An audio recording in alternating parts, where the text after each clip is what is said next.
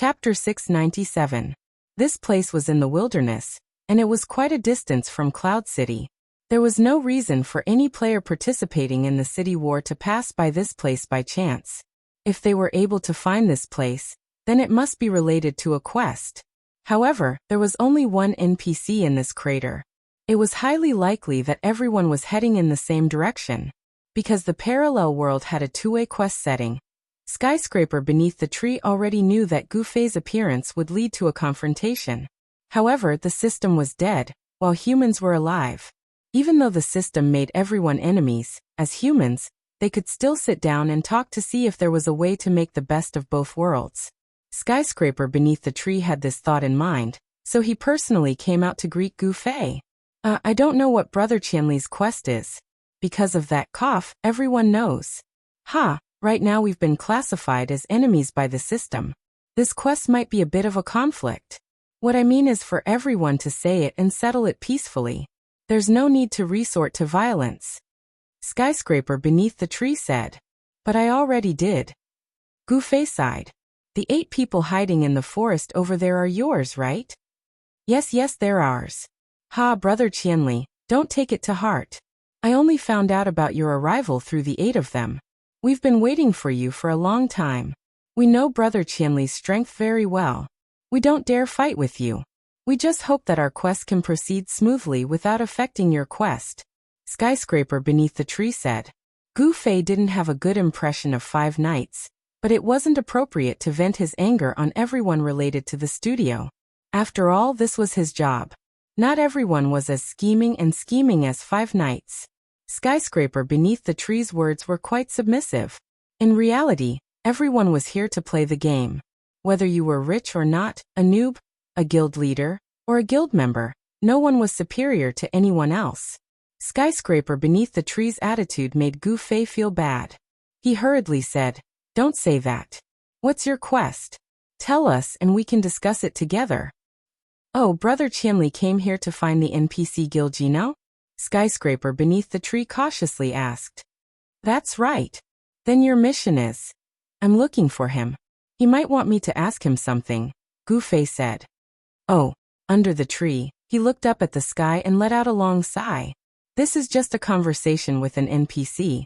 I think our missions may not interfere with each other. Come, Brother Qianli, please. There were quite a few armed players gathered in the crater. It seemed like the other side was trying to be polite before resorting to force. Even if the negotiation didn't work out, they wouldn't give up so easily. Of course, Gu Fei didn't blame them for their attitude. He smiled and followed Wang Tian into the pit. What's your mission? Gu Fei asked. I won't hide it from Brother Qianli. The quest stated that this Gilgino holds the key to the siege, so everyone in our guild came running over to serve him. However, even now, we still don't know what to do. Beneath the tree, Skyward Gaze looked a little dejected. This game's quests are always like this. The hints aren't clear. Gu Fei expressed his understanding. Sigh, actually if it was just the system talking in riddles, we could slowly study it. Right now, it's us siege players who say we're comrades. Every guild wants to earn more points for themselves, so the quests are also competing in the open and in the dark. When they see a quest that they can't get, they don't want others to do it. They're all secretly scheming. Too despicable. Under the tree, Skyward Gaze complained. Gu Fei didn't think much of this kind of behavior. He nodded and said to Under the Tree, Then you should be careful. The people who are singing and drinking to each other are about to arrive. Singing and drinking to each other? That rank 6 guild? Damn, they're also doing this kind of thing. Is this even reasonable? Under the tree, Skyward Gaze looked like he was about to cry. Gu Fei didn't know what to say. This was the reality, the cruel reality. Brother Qianli, hurry up and finish your quest. Don't let it drag you down with us. Under the tree quickened his pace. However, Gu Fei suddenly stopped. At this moment, there were people in front of him, behind him, left and right of him. Beneath the tree, Gazing Sky had accompanied him all the way here. Wherever he went, his subordinates would make way for him. But was there really a need for that? At this moment, Gu Fei suddenly felt something was amiss. He looked carefully and had a bad feeling. The path was too orderly. Rather than saying it was giving way, it was more accurate to say that there was a gap in the crowd, leading Gu Fei into their encirclement. I was too careless. As Gu Fei cried out inwardly, the encirclement of players began to move. The innermost encirclement was astonishingly filled with heavy soldiers. With a flip of their hands, they pulled out shields. When Under the Tree saw that Gu Fei had suddenly stopped moving, he turned his head. His face was still full of smiles. Brother Qianli, why aren't you moving? What is the meaning of this? Gu Fei was very calm. He pointed to the encirclement of players and said, I'm really sorry, Brother Qianli. If you want to blame someone, you can only blame the system for creating a two-way quest. From what I know, this two-way quest is the highlight of the parallel world. When it was first designed, one of the main objectives was to absolutely not give players the best of both worlds. Either you die or I live. There is no third way to complete the quest. So I'm very sorry, but I can't give you the chance to come into contact with Gilkino.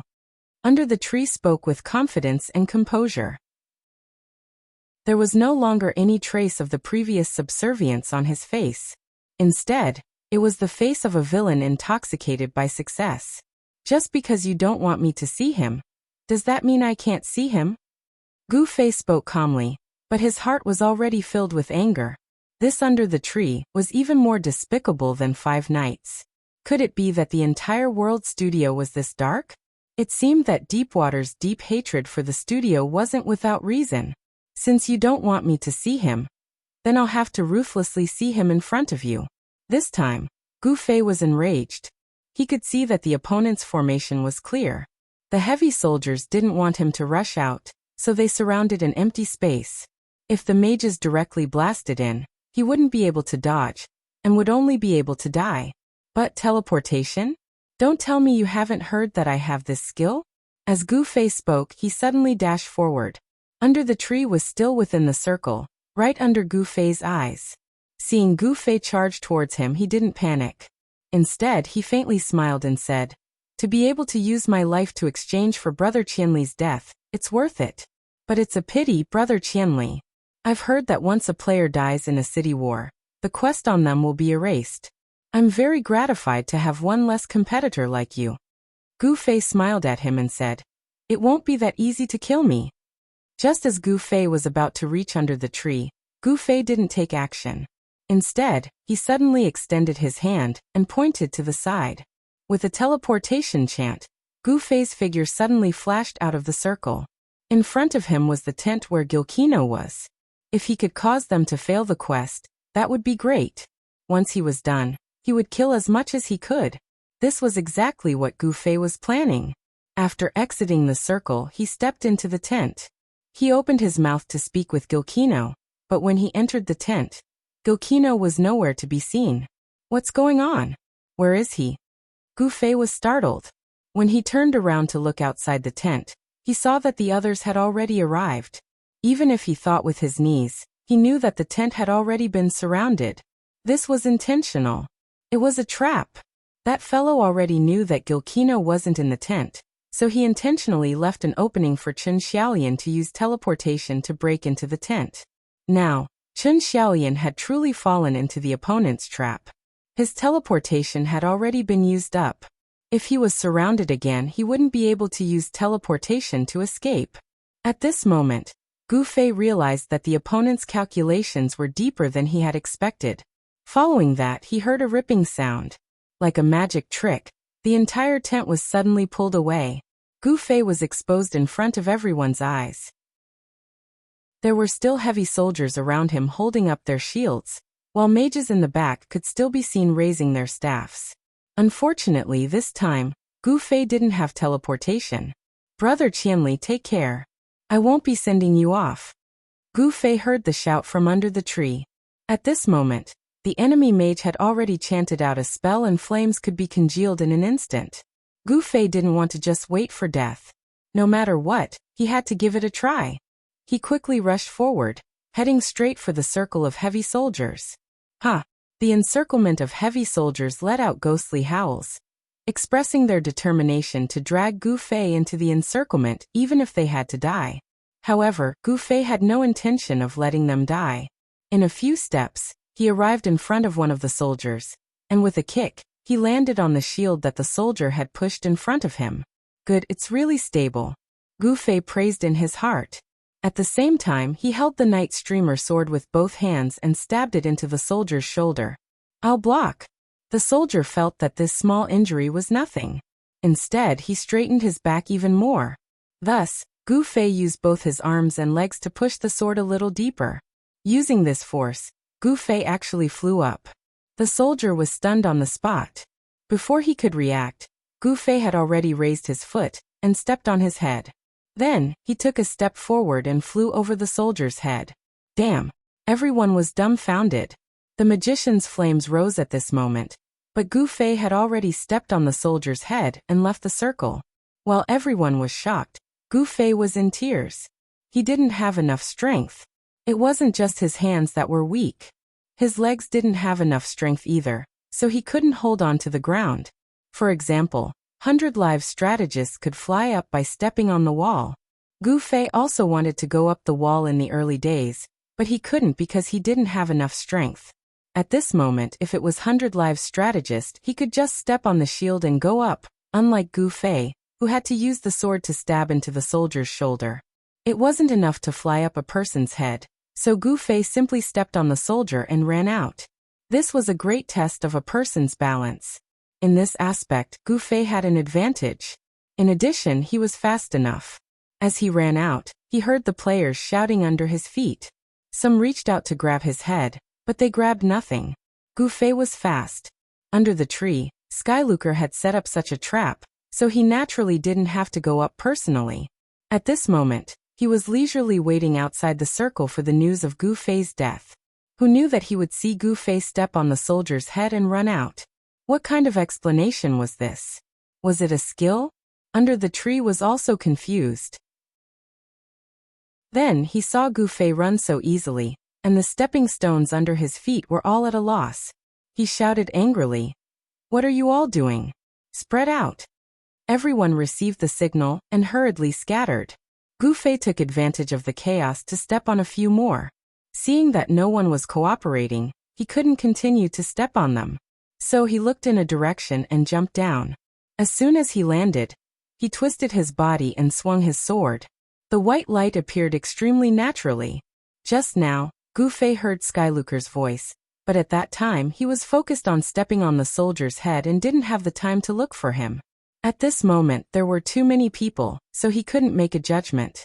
He could only let him go and run out of the pit. Once Gu Fei started running, there was basically no one who could stop him. If there were too many people who wanted to intercept him, they could just flash past him with dual flame flash. If there were too few people, they could just make a mistake in their footwork. The enemy only saw a blur in front of them, and Gu Fei had already circled behind them. As for the pursuers behind them, after getting rid of those who weren't as fast as Gu Fei, there weren't many thieves and archers left. Most of the enemy's thieves were stealthily guarding outside the circle. As Gu Fei climbed up the slope, these fellows still wanted to sneak attack him. How could Gu Fei not know where they were? With one slash, there was only one left. In the end, that fellow stood there in a daze and was kicked down by Gu Fei. At this moment, Lu Yu was still lying in the forest. Seeing how Gu Fei and the other party were chatting harmoniously, and then being invited down to the pit, she was at a loss. He didn't dare to get any closer to take a look. He was still trying to figure out what was going on.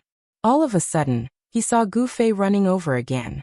With a single slash of his sword he killed 4 assassins. With a kick he knocked down another one. Then he turned around and ran back. What's going on? Lu Yu was still puzzled, but Gu Fei had already run a distance away. Then, she saw heads popping up one after another from the pit. A large group of people were chasing behind Gu Fei. What a difference! Lu Yu sighed. Looking at this situation, even her legs felt a little weak.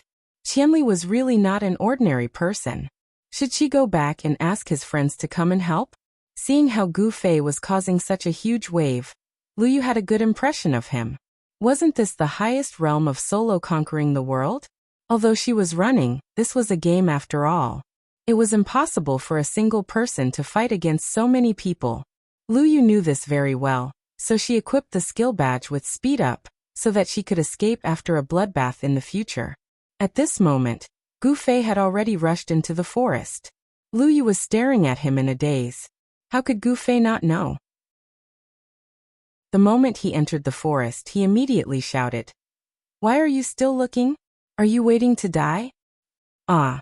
Oh. Lu Yu saw the large group rushing over and reacted. She hurriedly got up and followed Gu Fei to escape. In terms of running, Lu Yu's speed was not much different from Gu Fei's. In a few steps, she had already caught up and asked, "What's wrong?" "We were tricked," Gu Fei said. "Who tricked who?" Lu Yu asked. Gu Fei looked at Lu Yu. What did this brat mean? Did he look like someone who liked to trick others? After the two ran for a while, Lu Yu looked back and stopped. "They're not chasing us anymore." "Is that so?" Gu Fei turned around and saw that there was no one. He immediately took out some fruits to eat and asked Lu Yu, "When will your guild's people arrive?" "They're gathering here, so they're a bit slow." Gathering here meant that the team was neatly equipped and ready to move out at any time. Because there were players of all classes, warriors and clerics slowed down their pace, so they moved relatively slowly. "Oh, then I have to hurry," Gu Fei said. "Hurry up with what? When your people are all here, who else am I going to find?" Gu Fei said. "What do you mean?" Lu Yu didn't understand. Gu Fei had already replenished his mana and started walking back. "Where are you going?" Lu Yu didn't understand. "I'm going to find them," Gu Fei said. "You? What are you going to do? Kill them?" Lu Yu's mouth was wide open. After a while, Gu Fei had already walked a few meters. "Cool." Lu Yu finally spat out this sentence and quickly chased after him. Gu Fei didn't say anything and used his fastest speed to kill them. The other side had assassins by the side of the pit, so they didn't take the initiative to find Gu Fei. Instead, it was Gu Fei who took the initiative to find them. As long as they looked at Gu Fei, how could Gu Fei not notice them? A sword to the left, a sword to the right, one by one, they revealed themselves. They ran, moved, and chased after the assassins. Gu Fei suddenly turned around and used dual flame flash. Tears streamed down Lu Yu's face. Was this a PK? This was more like fighting monsters. After the 10 assassins were killed, Gu Fei stood by the side of the pit. There were many players in the pit who were still in chaos. "I'm back," Gu Fei shouted and rushed down with his sword. Lu Yu also rushed to the side of the pit. Looking at the group of people in the pit, he hesitated. He also wanted to rush down like this, but if he rushed down, would he be able to get back up? Lu Yu was still grieving when he suddenly felt a pain in his waist. He immediately turned around and ran, but 2 assassins appeared behind him. Lu Yu angrily said, "I'm easy to bully." He immediately pulled out his sword and fought 1 against 2. Before the 2 assassins could be dealt with, a black shadow flashed. Gu Fei had already returned and shouted at him, "You still want to play? Wait for your death." He then ran. Lu Yu tilted his head and saw pursuers. It was another group of pursuers. A group of people rushed out from the pit. Lu Yu didn't dare to be slow. He slapped his badge and ran, leaving Gu Fei behind in an instant. "Damn, so fast. You have potential," Gu Fei shouted from behind. How could Lu Yu be so calm? He was really afraid that if he was slow, he would be drowned by the other party. He turned around and saw that Gu Fei was actually running while using his sword to block the arrows that were chasing him. Lu Yu was really impressed. Once they entered the forest, the other party stopped chasing and Gu Fei started eating fruits again.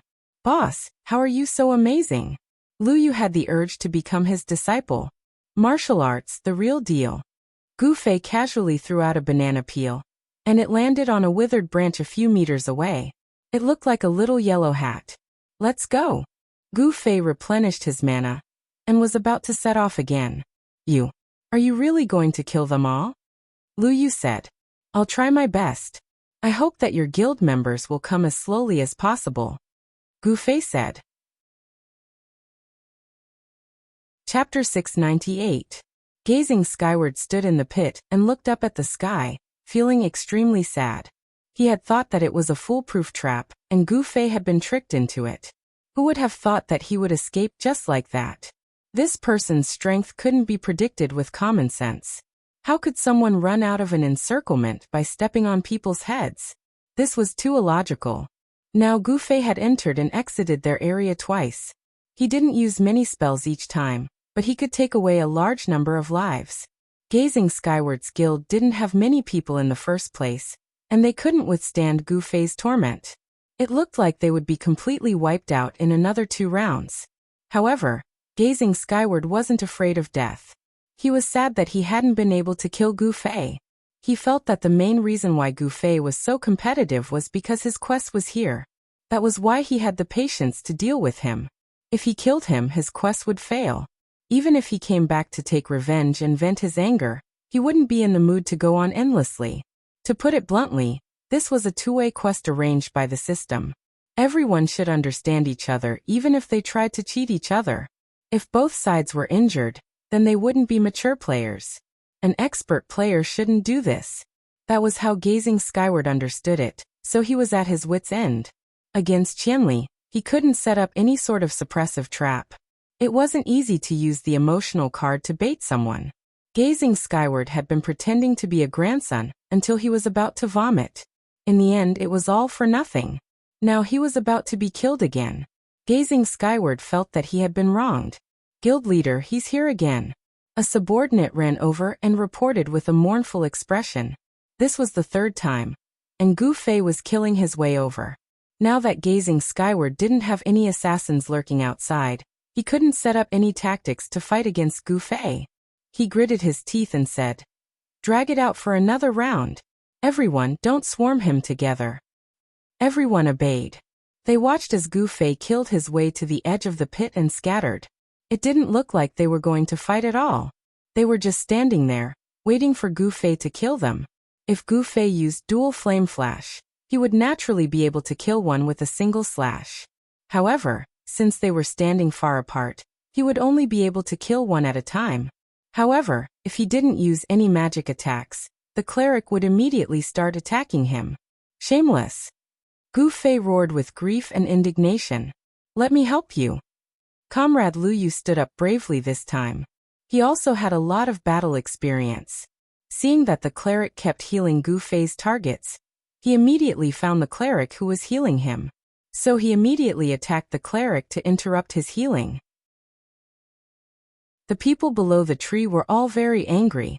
Who did this little assassin think he was? Pretending to be Zhao Zilong of Changshan? There were a few people who couldn't hold it in, and rushed over to dismember Lu Yu. In the end, Gu Fei teleported and used dual flame flash to kill them all. "Don't move," Wang Zhentian commanded calmly. "You heal him." Wang Zhentian pointed at another cleric. This was to create a healing chain. With the support of a cleric, unless the difference in strength was too great, it was basically impossible to kill the target. Wang Zhentian was clearly going to shamelessly continue like this. At the same time, he was quite vexed. Why didn't he do this in the previous 2 rounds? It was because Gu Fei was going back and forth too quickly. His thoughts couldn't keep up. Furthermore, he had underestimated this person's destructive power. Wang Zhentian's strategy was very clear. Anyway, the target was just there. If you want to kill them, then kill them. If you don't use your magic power, you won't be able to kill anyone. If you use your magic power, you can at most kill 4.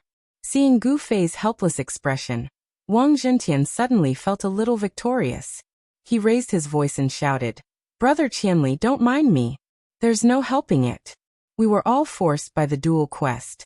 We were all forced." "Forced by your mother?" Lu Yu shouted. He was also very unhappy. When he rushed into the pit with Gu Fei, no one even looked at him. Everyone was nervously staring at Gu Fei, paying attention to Gu Fei's actions. Although there had been people who wanted to attack him, it also showed his low status. When Gu Fei stood there, those people didn't even dare to go up to him. Now that the guild leader had given a death order not to move, Lu Yu really became invisible. Just as he went up to stab a cleric, that cleric looked at him with disdain. Insult. This was simply an insult. When Gu Fei saw that he couldn't get any results, he helplessly stopped. When he heard Wang Zhentian's words, he felt that it made sense. People also wanted to complete the quest, so they set him up. The system's dual quest was the main culprit. In order to complete the quest, Gu Fei used force. Others knew that force was no match for him, so they could only use intelligence. Although it was a little disgusting, the starting point was still the same. Gu Fei nodded to Wang Zhentian. Then don't blame me. Wang Zhentian smiled and made a very understanding expression. There were a few simple tents in the pit.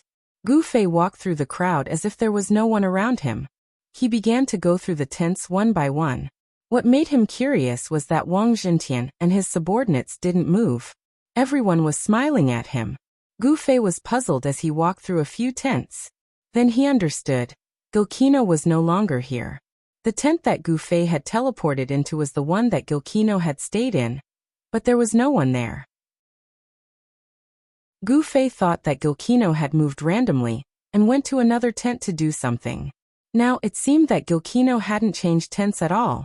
Wang Zhentian was also very clear that everyone knew which tent Gilkino was in, so they set up such a trap. All the arrangements in this pit were fake. It was an empty city stratagem. The real Gilkino had already gone elsewhere with the development of the quest. This quest was definitely part of Wang Zhentian's team. But Wang Zhentian had deliberately set up a defensive line here, so that everyone's attention would be focused here. In reality, their quest wasn't going to be carried out here. Beautiful. What a beautiful move. Gu Fei said to Wang Zhentian. Wang Zhentian smiled. It can't be helped. It was all forced. For a small guild like us to complete a quest in this kind of situation, it would be impossible if we didn't have some tricks up our sleeves. Just as he finished speaking, more and more voices could be heard from outside the pit. Lu Yu's spirit was immediately roused. He said to Gu Fei, "Our people are here."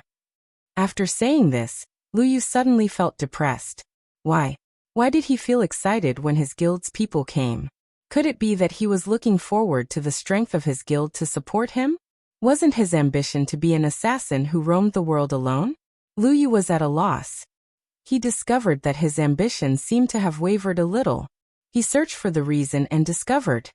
It was because he had found someone to compare himself to. What was worse was that he couldn't compare at all. He couldn't now, and he wouldn't be able to in the future. Lu Yu foolishly looked at Gu Fei. His eyes were filled with envy and jealousy.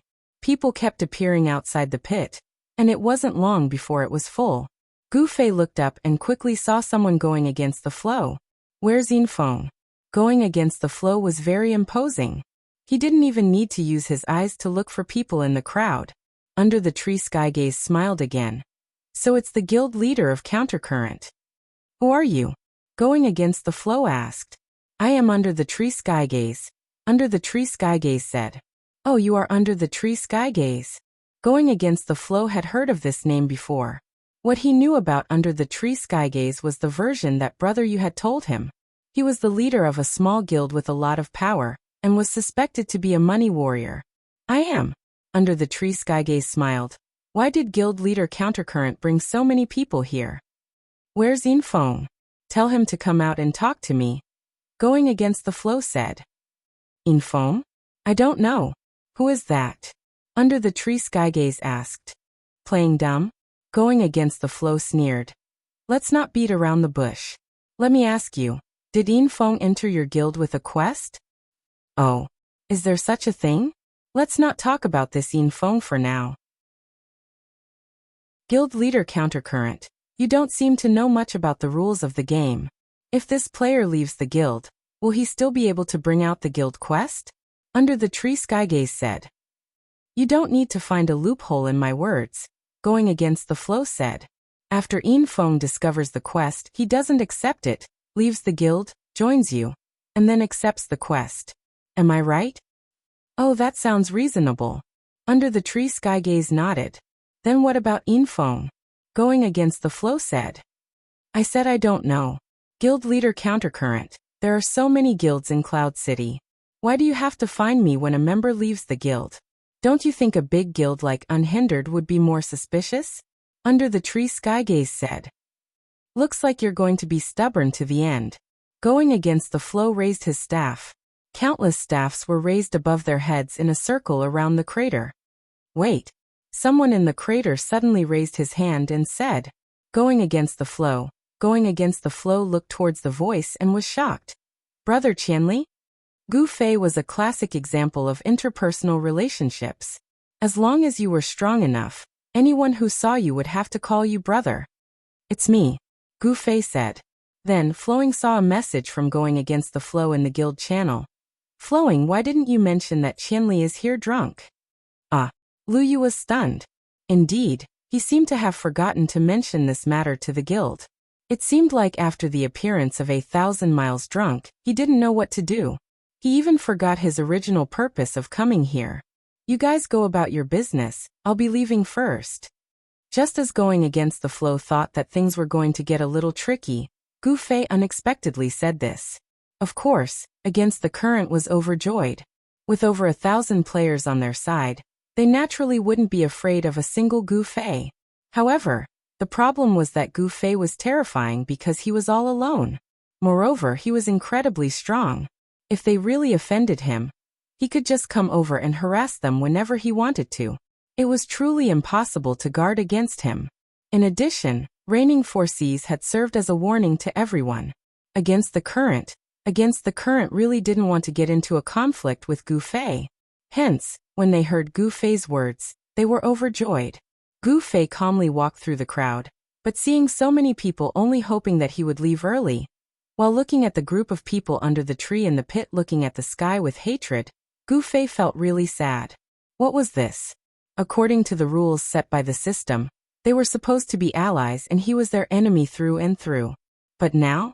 Because they didn't have a direct conflict of interest with him, Going Against the Flow let him go without a second thought. Because they were competing with other guilds for some city war points, they just turned their backs on each other. Was the main culprit really the system? Gu Fei didn't think so. Just like how he thought about cheats, it wasn't the cheats that were wrong, but the people who used them. Even the people who created the cheats weren't the root of the problem. It was the people who used the cheats that gave the cheats a chance to survive. The more Gu Fei thought about it, the more panicked he felt. He suddenly unsheathed his sword and cast Dual Flame Flash, swinging his hand in a circle. There were thousands of people in the group, and they all made way for Gu Fei. Wherever Gu Fei went, they would make way for him. The surrounding people were still quite packed, and with that one sword strike, at least 10 people had died. Everyone was shocked. Going Against the Flow was the first to receive the news. A crack quickly opened up in the crowd, and Going Against the Flow stood face to face with Gu Fei. Gu Fei looked at Going Against the Flow. Guild leader Going Against the Flow, are you mistaken? Actually, I'm your opponent. Brother Qianli, what do you mean by that? Nothing. Did you forget the system settings? Gu Fei said. But the system settings are dead, and we humans are alive. We never thought of going against Brother Qianli. Going Against the Flow said. Hee, that can't be right. Before in this world, I fought against your guild. Gilkino, wasn't that a quest related to you guys? Gu Fei said. Going Against the Flow suddenly had a thought. Our quest failed. Was it because of you? Oh, failed. Gu Fei still didn't know. The person on the quest was instantly killed by the person hiding in the tent. Was that person you? Going Against the Flow said. Oh, I don't know about the person on the quest, but I did kill someone in the tent. I thought it was self-defense. Gu Fei said. Going Against the Flow hated Gu Fei to death, but he didn't show it on his face. He even squeezed out a smile. Looks like it really was because of Brother Qianli. I forget it. Since the quest failed, there's no point in looking into it. Don't. You guys are welcome to look into it. Gu Fei said. You. Going Against the Flow really didn't have a choice. The person in front of him was really annoying. He didn't want to step down even if he gave him a way out. Moreover, even if he stepped on his nose, he wouldn't give him face. He would just step on his nose and wait for him to turn on him. Should he bear it? Should he bear it? Going Against the Flow gritted his teeth. The people under the tree in the pit didn't know what had happened. They had been waiting for the explosion to turn them into ashes, but they saw that all of them were standing on top of the pit like they were frozen. And all of them were turning their heads back. What's wrong? The only person in the crater who was going against the flow was Flowing Moon. At this moment, he asked in the guild channel. However, who had the time to care about him? Those who had eyes were all looking at going against the flow, waiting for his orders. Those who didn't, like Flowing Moon, didn't know what was going on. The atmosphere was completely frozen, but Gu Fei looked like he didn't care. Going against the flow was more and more conflicted. Finally, someone in the guild couldn't take it anymore. Guild leader, should we kill him? Guild leader, just kill him. What's there to be afraid of? What do you know? It's not that we're afraid. It's that this person's ability to stir up trouble is too strong. He's also alone and he doesn't drop any levels. If we really get tangled up with him, we'll be annoyed to death. There should be a limit to how much we can tolerate him. That's right. If we give him any more face, he'll really think that we're afraid of him. If he's causing trouble, then so be it. If he doesn't die, then we won't drop levels either. How many can he kill in one go? Can he still run after killing him? That's right, just kill him. Guild leader, just kill him. Going against the flow saw that the people who wanted to kill Gu Fei had the upper hand. It just so happened that he didn't want to make this decision, so he decided to democratically follow the majority. He immediately gave the order in the guild channel, kill. To Gu Fei, this order was given in secret, but with Gu Fei's observational skills, if this person wanted to make a move, it wouldn't escape his eyes. Suddenly noticing the movement of countless people around him, he knew that the time he had been waiting for had finally arrived. Gu Fei raised his hand and said, teleport. The Gu Fei on the ground disappeared, and the Gu Fei on top of the human had appeared. Gu Fei used the method that had tormented wandering souls under the tree just now. You can't blame me for this. Who told you to stand so close together? Gu Fei said as he ran. Going against the flow was so angry that he wanted to vomit blood. Gu Fei's intention was clearly to provoke them to kill him, but as soon as the fight started, he turned around and ran away. What was the meaning of this? Just how was this guy going to treat him? Chase after him. Send out 50 thieves and 50 archers. Fan, you take them. Going against the flow gave the order. This time, he was determined to fight Gu Fei to the end. Yes. The player who was sent by going against the flow accepted the order. Fan Xiling, the #1 assassin of Singing Wine, and one of the top 10 thieves, always acted decisively. Going against the flow said that there would be 2 groups of 50 people, but he didn't take it too seriously. He sent a message in the guild channel, add me, let's go. Many people volunteered to join Fan Xiling's team. While accepting applications, Fan Xiling also invited thieves and archers as he chased after them. Before long, there were almost 100 people gathered. At this time, Gu Fei also broke through the encirclement on top of the head. Looking back, he saw that the enemy's group had split apart, and the professional speed team of thieves and archers were chasing after him like wolves and tigers. Yeah, that's more like it. Gu Fei didn't like the fact that these guilds only knew how to fight amongst themselves. Guild leader, what about here? Someone asked going against the flow what to do with wandering souls. Going against the flow was currently in a very bad mood. Thinking about how Looking Sky under the tree wouldn't admit to anything, they couldn't take back this quest. If he couldn't do it, then he would make it so that others couldn't do it either. Going against the flow thought bitterly in his heart and waved his hand. Annihilate. The mage chanted, and countless fire trees were thrown into the pit. In an instant, a sea of fire rose up, and even Lu Yin didn't have time to escape. Damn. Lu Yin, who had reincarnated with Looking Sky under the trees group, was very angry. He didn't believe that no one saw him. He could be sacrificed, but at least someone had told him. Lu Yin was very, very disappointed in the guild, so he decided not to tell the guild about this important information. He could also see that all the arrangements in the pit were actually just a pretense. The mission was already moving towards the next step. Chapter 699. Against the current, and the others were experienced players. They knew that once a player died, the quest would be declared a failure. Now that a wave of bombardment had wiped out all the players in the crater, Against the current thought about how they had ruined the quest, they finally felt a sense of satisfaction. Go take a look at the NPC. This time, Upstream Against the Current had assigned a reliable brother. He didn't want to go to the same place twice. Upstream against the current had already made up his mind. In the future, no matter what activities there were, if there was such a sharp mission, he must have a reliable brother following him throughout the entire process. His trusted brother went into the crater and walked around all the tents. In the end he came out and said, "There's no NPC. That can't be right?" Upstream was puzzled. Before, he had personally guided the defense work here, and even met with the NPC Gilkino. How could he not be here just like that? Was he also killed by a spell? Impossible. Upstream wasn't that careless. At first glance, he seemed to be arrogant and didn't even look at the players. However, he had paid special attention to whether or not Gilkino was here. The NPC was in the tent. If he couldn't be killed, then how could he die? Let's see if there are any clues. Upstream brought a few more people down personally. They searched around the tents, and even tried to see if there was a secret passage under the tables and benches. However, they found nothing. The NPC died? Someone said. Even if he died, he would respawn, right? Isn't the city war a bit special? Did you forget that our camp's guards don't respawn after they die? Someone said. That group's mission was to kill this NPC? Everyone guessed. Some guessed dead, while others ran away. In short, there were many different opinions.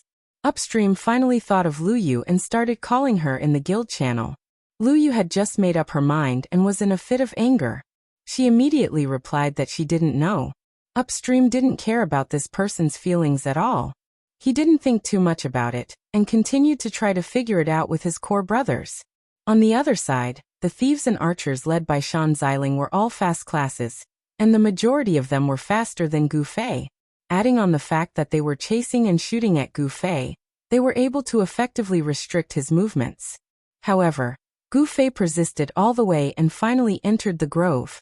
Looking around, he didn't know if the wretched men of eternal life were still lying in ambush. Looking back, the pursuers were getting closer and closer. Gu Fei rushed forward without hesitation. "Brother Zue, be careful. There are clamps in front of you." Suddenly, a voice came from the haystack. Gu Fei's reaction was really fast. When he heard the shout, he did a somersault and jumped over the clamp. So cool. Cheers came from the bushes, attracting the attention of Shan Xiling and the others who had just entered the forest. "There's an ambush." Shan Xiling stopped everyone from moving forward. "Ambush? What other helpers could he have?" Someone asked doubtfully. "Didn't you receive the information? Eternal Life's people helped him deal with Unhindered and Between the Four Seas." Shan Xiling glared at the person who said this. These things were all announced in the guild channel. Those who didn't know definitely didn't pay attention to the guild channel, but during the city war, the guild required their members to pay attention to the announcements in the guild channel. Sure enough, the man looked embarrassed. He chuckled and didn't dare to say anything else. Eternal Life's people are all lurkers. Everyone, be careful of traps. Shan Xiling said. "TCH, what's so scary about those wretched men? Even if they stepped into a trap, can they kill me?" If players were ranked according to their standards, Singing Wine's players would undoubtedly be considered high-class characters. On the other hand, Immortal Flowers, who had a bad image, a wretched temperament, and a mediocre guild, wouldn't even consider him a threat. Immediately, several players voiced their disdain for Immortal Flowers, expressing their contempt for Immortal Flowers. It's better to be careful. Shan Xiling actually wasn't afraid of Eternal Life's people, but as the leader of this group, he naturally couldn't be so casual. It was better to be careful. 30. Enter the wine. The two of you take 20 people each and surround him from the left and right sides. 20 people? Is that enough? 30 Li away. When he heard Shan Xiling telling him to take 20 people to stop Gu Fei, he felt a lot of pressure. Regarding Gu Fei's strength, there were players who believed in him and others who doubted him. 30 belonged to the former. If he dies, then he dies. Remember to inform us of his whereabouts.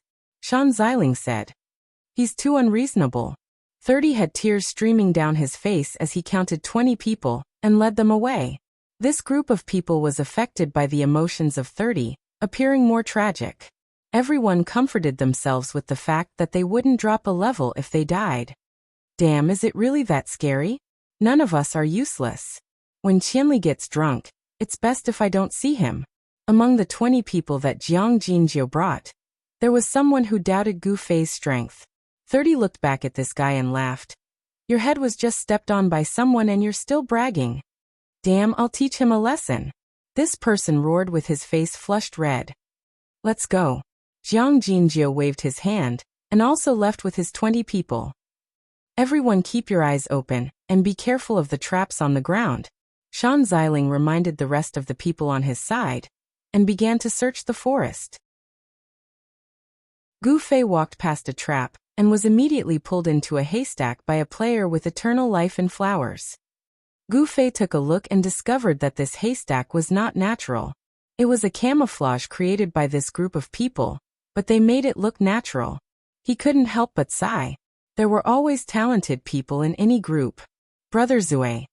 Fireball was Gu Fei's #1 fan in the world. As soon as he heard that Gu Fei had arrived, he came over from his nest. Did you find anything? Gu Fei casually greeted. After saying this, he felt that it was too wretched. It was true that the environment affected one's personality. Lying here with these people, he couldn't help but think the same way as them. No. Fireball shook his head and then asked Gu Fei, do you have it? What? This time, Gu Fei didn't understand. Do you have a girl? Fireball could only translate. I don't know. Gu Fei wasn't in a good mood. Thus, Fireball tilted his head and asked the person next to him. That person's head was piled up in the haystack, his eyes looking outside. After being harassed by Fireball, he was very dissatisfied. Stop messing around, I'm looking for it. Damn, let me see. Fireball snatched.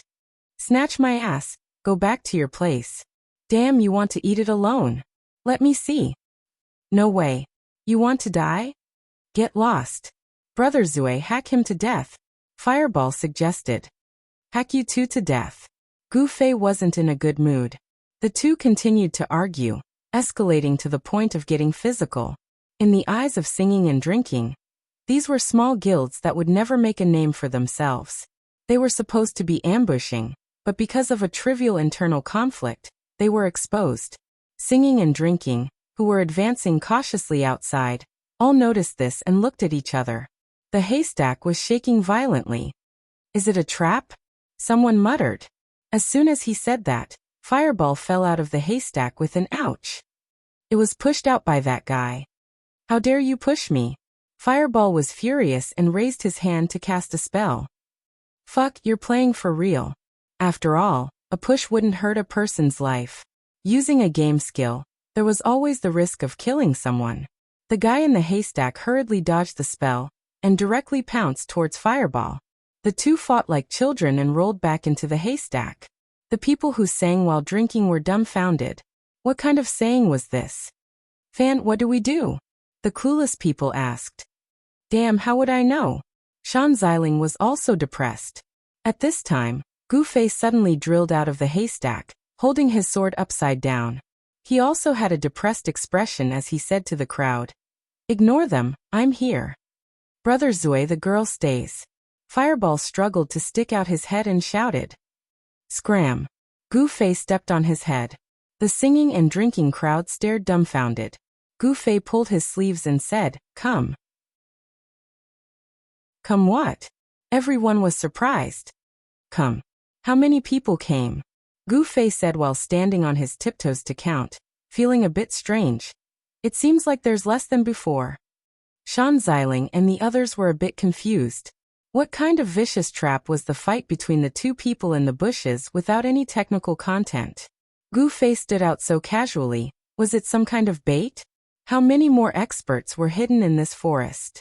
This was a typical case of making a simple problem complicated. The two fighting were just fighting. Gu Fei stood out because his mana was replenished. In fact, it was just that simple. Prepare for battle. Shan Xiling shouted in a deep voice. The dozens of people immediately prepared their equipment, and in an instant, the number of people was reduced by half. The thieves all went into stealth, and the archers didn't foolishly stand in the same place, but scattered in all directions, looking for trees to take cover. Gu Fei saw that these guys didn't want to give him a chance to cause a group wipe, so he had to be careful. He's here. Gu Fei suddenly shouted and took the initiative to rush forward. This was tantamount to stepping into the enemy's encirclement. Shan Xiling and the stealth thieves were still thinking about how to surround them, but in the end Gu Fei arrived so quickly. Scatter! Shan Xiling shouted. He knew that standing in a group was giving Gu Fei an advantage. One by one, let's exhaust his mana first, then call the guild and have a priest come over. Shan Xiling calmly commanded. Gu Fei rushed into the formation, and without using any spells, he instantly picked out 3 with a sword to the left and a sword to the right. The 3 of them were a bit startled when their stealth was broken. Fireball suddenly shouted from the bushes. Fuck, stop messing around, Brother Zue is already making his move. As he said this, the mage came out from the bushes again. But this time he raised his staff, chanted, and struck down with lightning. As Gu Fei's #1 fan, Fireball immediately changed his class to a lightning mage after reaching level 40. Finally, he used everything he had to create a skill table that was exactly the same as Gu Fei's. Recently, the currency had been updated, and this guy cheered loudly. He was one of the few normal players who had saved up some money before the currency update. It was a pity that the Fireball's momentum was powerful, but it didn't deal enough damage. The lightning didn't do anything either. However, the lurker who had been fighting with him just now also revealed his head at this time. He drew his bow and sniped. This guy's attacks didn't stop, and he shot an arrow at the thief. Then, the 2 of them started to work closely together again. You shoot a lightning bolt, I shoot an arrow, and the thief doesn't know which direction to go. At this time, Gu Fei tapped left and right, picking out a few more people. Seeing that there were so many people, Fireball felt good. So he decided to use an AoE spell. No one stayed. So of course they dodged the spell, and some people already rushed towards the 2. Fuck, he's coming, run. The lurker turned around and disappeared. Holy shit. Do you know what loyalty is? Fireball panicked. He didn't have the speed, and was instantly surrounded by the thieves. Of course I do, I'll enjoy your death, hahaha. The lurker had already run a few meters away, and stopped. Although he was shooting at the thieves surrounding Fireball, it was clearly not enough to save Fireball. You only know how to cause trouble. At this time, a female voice suddenly rang out, and a healing spell that wasn't as gorgeous as a light priest's was cast on Fireball. Boundless Mang also appeared from behind a tree, and while healing Fireball, she waved her hand, and a few lurkers appeared from all directions, each taking their own position. As the saying goes, once an expert makes a move, you'll know whether he's good or not. Boundless Mang was too lazy to send a message in the channel, and all she did was give verbal orders. Hearing this, Shan Xiling and the others immediately knew that this was a Team PK master with rich experience. Who is this woman? Shan Xiling was surprised. In an instant, Eternal Life Among Flowers and the others who were looked down on by them organized themselves, and then began to suppress them. In fact, if it was really a fight between the 2 teams, Eternal Life Among Flowers wouldn't have the upper hand, but the problem was that there was a Gu Fei in their circle. He didn't go all out, and just wandered around, stabbing whoever he met. He didn't use his mana, so Shan Xiling and the others didn't dare to go up and surround him. Gu Fei also didn't use his mana, and just directly chopped down. Retreat first, retreat first. When they found that 10 people had already died, Shan Xiling felt that the situation wasn't very good, and quickly ordered the others to retreat. Everyone turned around and retreated, but then they heard the sound of traps popping up in the forest. Pa pa pa pa, half of the people were stuck. This was the path they had come from, and when they came, they had clearly checked that there were no traps at all. Now that there suddenly was one, it could only be that they had fallen into a trap. Haha, it's finally my turn. Fireball was very proud of himself, and found a place with a lot of people, and cast Heavenly Flaming Wheel and Flaming Tree 1000 Layers Flames at the same time. But against an expert like drinking and singing, if he was instantly killed by Fireball, then he really didn't want to live anymore. Everyone gnashed their teeth and glared at this wretched guy, wishing they could skin him alive. Brother Zue, why don't you do it? Fireball had already thrown 4 spells in a row, but the other side was still standing. Feeling that he had lost face, Fireball called out to Gu Fei to play. But Gu Fei really had no interest in this kind of sport, and continued to bully those who didn't fall into the traps. Fireball was the only mage in the flower bush, so he could only brace himself and continue to attack. But now, every time he cast a spell, the other side would not die, and their own side would be booed. The drinking and singing players felt like they had been toyed with. They were so ashamed that they wanted to die. Unfortunately, the traps set up by these guys were very solid, and they lasted for a very long time. These people's biggest dream right now was for Gu Fei to come over and give them a quick death, so that this wretched mage wouldn't continue farming like this. Just when both sides were feeling very embarrassed, a blue light suddenly flashed above their heads, and a blue wave rolled in the air, suddenly condensed into ice, and turned into ice rain. This heavenly frost was finally much stronger than Fireball's spell, and everyone finally didn't have to endure the humiliation of Fireball. Before they disappeared, they even cast a grateful look at the person who cast this spell. Miss Strange Pupil.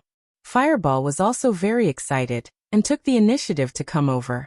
Our ice and fire combination is really close, ah? Ha ha ha ha. Speaking of which, why are you here too? Strange Pupil was originally a person of few words, so how could she reply to Fireball's tone? She didn't say anything, and just silently walked away. Fireball was humiliated in front of the beauty, and was also jeered at by his own people, but he didn't care. He shook his head, and continued to boast about the beauty of the ice and fire combination. Half of Shan Xiling's troops had already been lost, but this small forest was not far from the pit, and the majority of drinking and singing's troops were still there. When he realized that something was wrong, he had already sent a message, and at this time, nearly 1,000 troops were already rushing over. This forest was after all not big, and it was a bit too much to fight against 1,000 people. Gu Fei waved his hand and said to everyone, "You guys go first." "What about you?" Boundless Mang Mang asked. She was now considered the leader of Forever Among the Flowers, and she was the one in charge of this kind of activity. She could also tell that the advantage they had just now was only temporary. Now that the entire Singing for Wine party had gathered, everyone could only run. "I still haven't used my magic power," Gu Fei said. "You lunatic."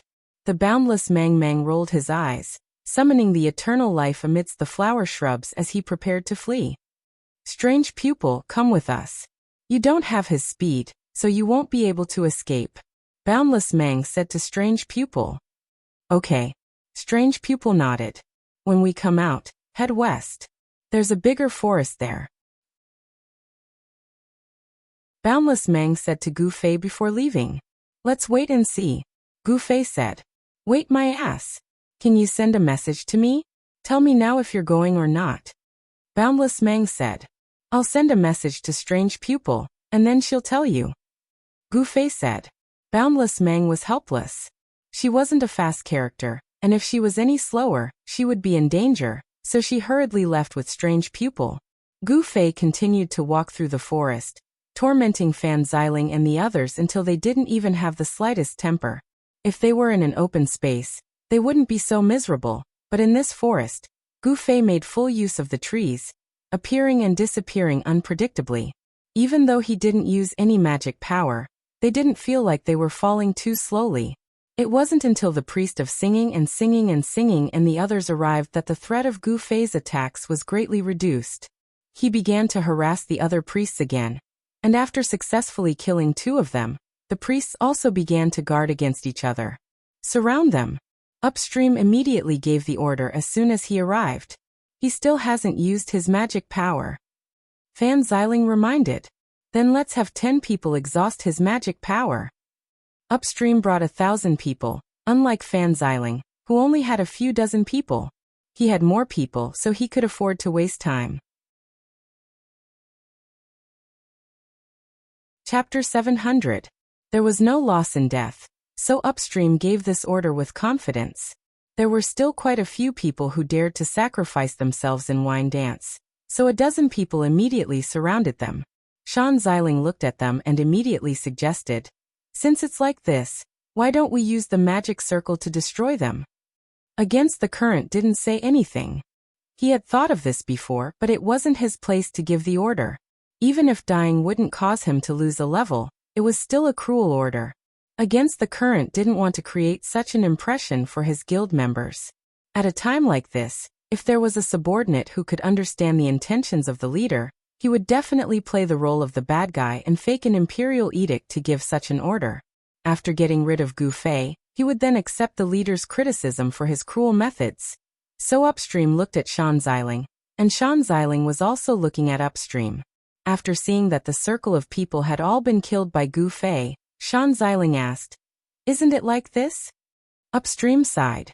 He knew that Shan Xiling wouldn't be this kind of subordinate, so he could only sigh deeply and shake his head, saying, "No need."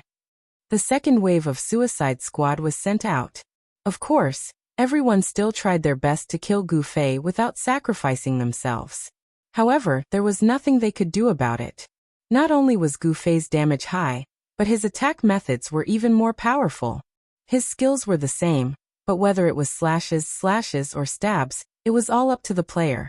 How could an ordinary person compete with Gu Fei in this aspect? Wherever Gu Fei pointed, he would strike. Even when Gu Fei faced them, his sword would never miss.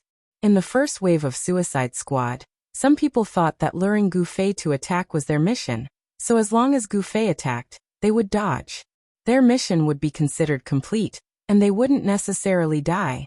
But even though he thought about it and prepared himself mentally, the reaction of an ordinary person could never catch up to their eyes. When he saw Gu Fei make his move and started to execute his plan of dodging, he was struck by the sword. Or maybe he thought he dodged, but he was still hit. In short, his destination was the same, the resurrection camp. There were many heavy warriors in the second wave. Everyone thought that since they were going to die anyway, the heavy warriors could at least consume some of Gu Fei's mana. However, Gu Fei was very cruel. He actually didn't give these heavy soldiers the chance to sacrifice their lives for the guild. Seeing that this team was full of such trash, Gu Fei began to move. Heavy armored warriors would never be able to keep up with Gu Fei's movements. Even if they went against the flow, they wouldn't dare to watch as Gu Fei walked too crazily. If he ran to a corner and hid, replenished his mana, then came out to fight again, no matter how many people there were, it wouldn't be enough for him to take care of them. Some people analyzed Unhindered's defeat in the previous match, and Gu Fei taking advantage of this loophole was a major factor.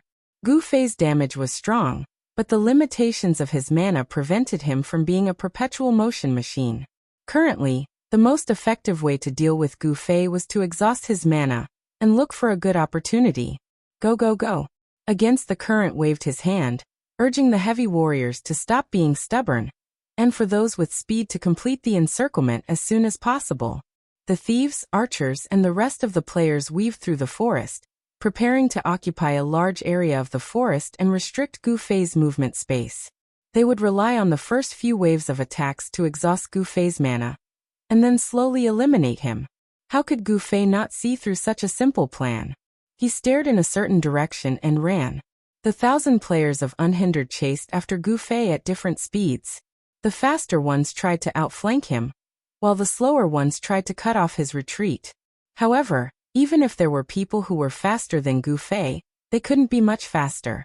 It wasn't as simple as stepping on the accelerator and catching up to a bicycle. Everyone could only watch helplessly as Gu Fei ran a distance away. At the same time, they saw a group of players charging towards them. There's help. Unhindered thought that Qianli's power was quite great when he was drunk. As they continued to chase, they sent a message to Against the Current. Let's see who it is. Against the Current was also shocked when he heard the news. Could it be that there were so many guilds that didn't follow the rules? In the end, Gu Fei saw several people coming towards him. They were all very familiar. He said in surprise, "What a coincidence." "Coincidence my ass. There's people over there. They're blocking us." Boundless Mang said in a bad mood. "That's so cool. Look around." Gu Fei said. There were people moving around in the forest on the left and right. The players on the left and right flank were continuously getting into position. They were about to close the door for Gu Fei. "Who's blocking us?" Gu Fei asked. "Not many, but these good-for-nothings." Boundless Mang was depressed. The players from Eternal Among Flowers were just SOSO. They weren't weak, but they weren't strong either. However, unhindered was really strong. More importantly, Immortal amidst the flower thicket had extremely poor discipline. The cooperation between the members was only occasional flashes of inspiration. Teasing and ridiculing each other was their main element. Even in the vast expanse of the forest, the aura of a half-boss from a major guild couldn't suppress them. In a team battle, Boundless Mang gave out commands. However, these commands were actually just a bit of deployment before the battle started. When it came to actual combat, these guys fought as they pleased and wouldn't be controlled. Don't be afraid of anything. Follow me. Gu Fei waved his hand. Brother Zui. The group of vulgar men cheered. This was their spiritual idol. You're still the best. Boundless Mang sighed in admiration. These guys had never been so willing to submit to him. You're not bad either. They don't treat you as a target to flirt with. They're already treating you as someone important. Gu Fei comforted Mang Mang. You're courting death. Boundless Mang's temper was still the same as when he was in Moonlit Night City. Follow me. Gu Fei ignored her and rushed out. The men drew their bows and followed closely behind. Fireball shamelessly approached Strange Eye and said, Miss Strange Eye, let's work together again? Strange Eye quickly ran away, and the crowd booed. Fireball raised his middle finger to retaliate. The ones who had chased Eternal Life Among Flowers back happened to be Fan Xiling's two groups of people 30 li away, and Jiangjiu's group. There were a total of 40 people, which was about the same number of people as Eternal Life Among Flowers, but the quality of their teamwork was a notch higher. In a direct confrontation, both sides suffered losses, and Eternal Life Among Flowers was clearly at a disadvantage. Boundless Mang Mang didn't have the time to think of a countermeasure. This group of fellows all shouted, "The situation is urgent," and fled in all directions. They were so angry that Boundless Mang Mang vomited blood. After much difficulty, they managed to gather everyone together again. Gu Fei arrived. With a wave of his hand and a wave of his sword, the wind calmed down and he charged forward with his idol. 30 li away, Jiangjiu defeated the enemy in one move. He was full of confidence as he chased after them. Suddenly, the enemy turned around and attacked. The two of them were overjoyed. They thought that the enemy must have run into their main force, so they had nowhere to run. Both sides were composed of long-range archers, and they were already fighting from a distance of tens of meters. The bandits on Dancing for Wine's side began to sneak in from both sides, but in the middle of the two sides, a person charged out on a horse. Jiangjiu, who was 30 li away, immediately ordered his men to focus fire on this person. However, this person's movements were abnormally agile, and he took advantage of the forest's many trees to easily avoid the attacks. When he saw the person's face clearly, he shouted from 30 li away, "It's Qianli drunk. Why are you panicking?" Jiangjiu was calmer than he was from 30 li away. "Don't let him get close." Shouting from 30 li away, they only had a group of archers. If he got close, they would be finished. If Qianli drunk got close, then they would be finished. "Why aren't you running?" Jiangjiu turned around and ran very quickly. So this was the reason why he wasn't panicking. As Gu Fei rushed over, he also picked out a few bandits along the way. Eternal Life and Flowers and Gu Fei had a tacit understanding, and the people he picked out were all killed by their concentrated fire. When Gu Fei finished rushing, he had killed a total of 8 bandits, and the remaining 10 or so didn't dare to move. When they came back and saw their mother team, they had already turned around and ran. "My God, Jiangjiu, why are you so fast?" Jiangjiu, who was 30 li away, was pulled down 5 meters. He was very anxious, very anxious. "It's actually not a big deal. I won't lose a level even if I die." Jiangjiu turned around and said, "Then why are you running?" Asked 30 li away. "To stall for time. Our people are definitely behind us. If we go up and get killed instantly, then we don't even exist. It's better to run and stall for time." Jiangjiu said, "Excuses? Is that an excuse?" "Whatever you think." Jiangjiu pretended to be cool. In terms of speed, these people were better than Gu Fei. Gu Fei couldn't bear to use teleportation, so he drove the sheep from behind. Eternal Life and Flowers followed closely behind. Shooting arrows while running was too difficult. Among the players, Gu Fei could only see the veterans led by Yi Xiaowu do it smoothly. Of course, the men in flowers didn't have this skill, but they could taunt and attack. They used all the energy they used to tease girls.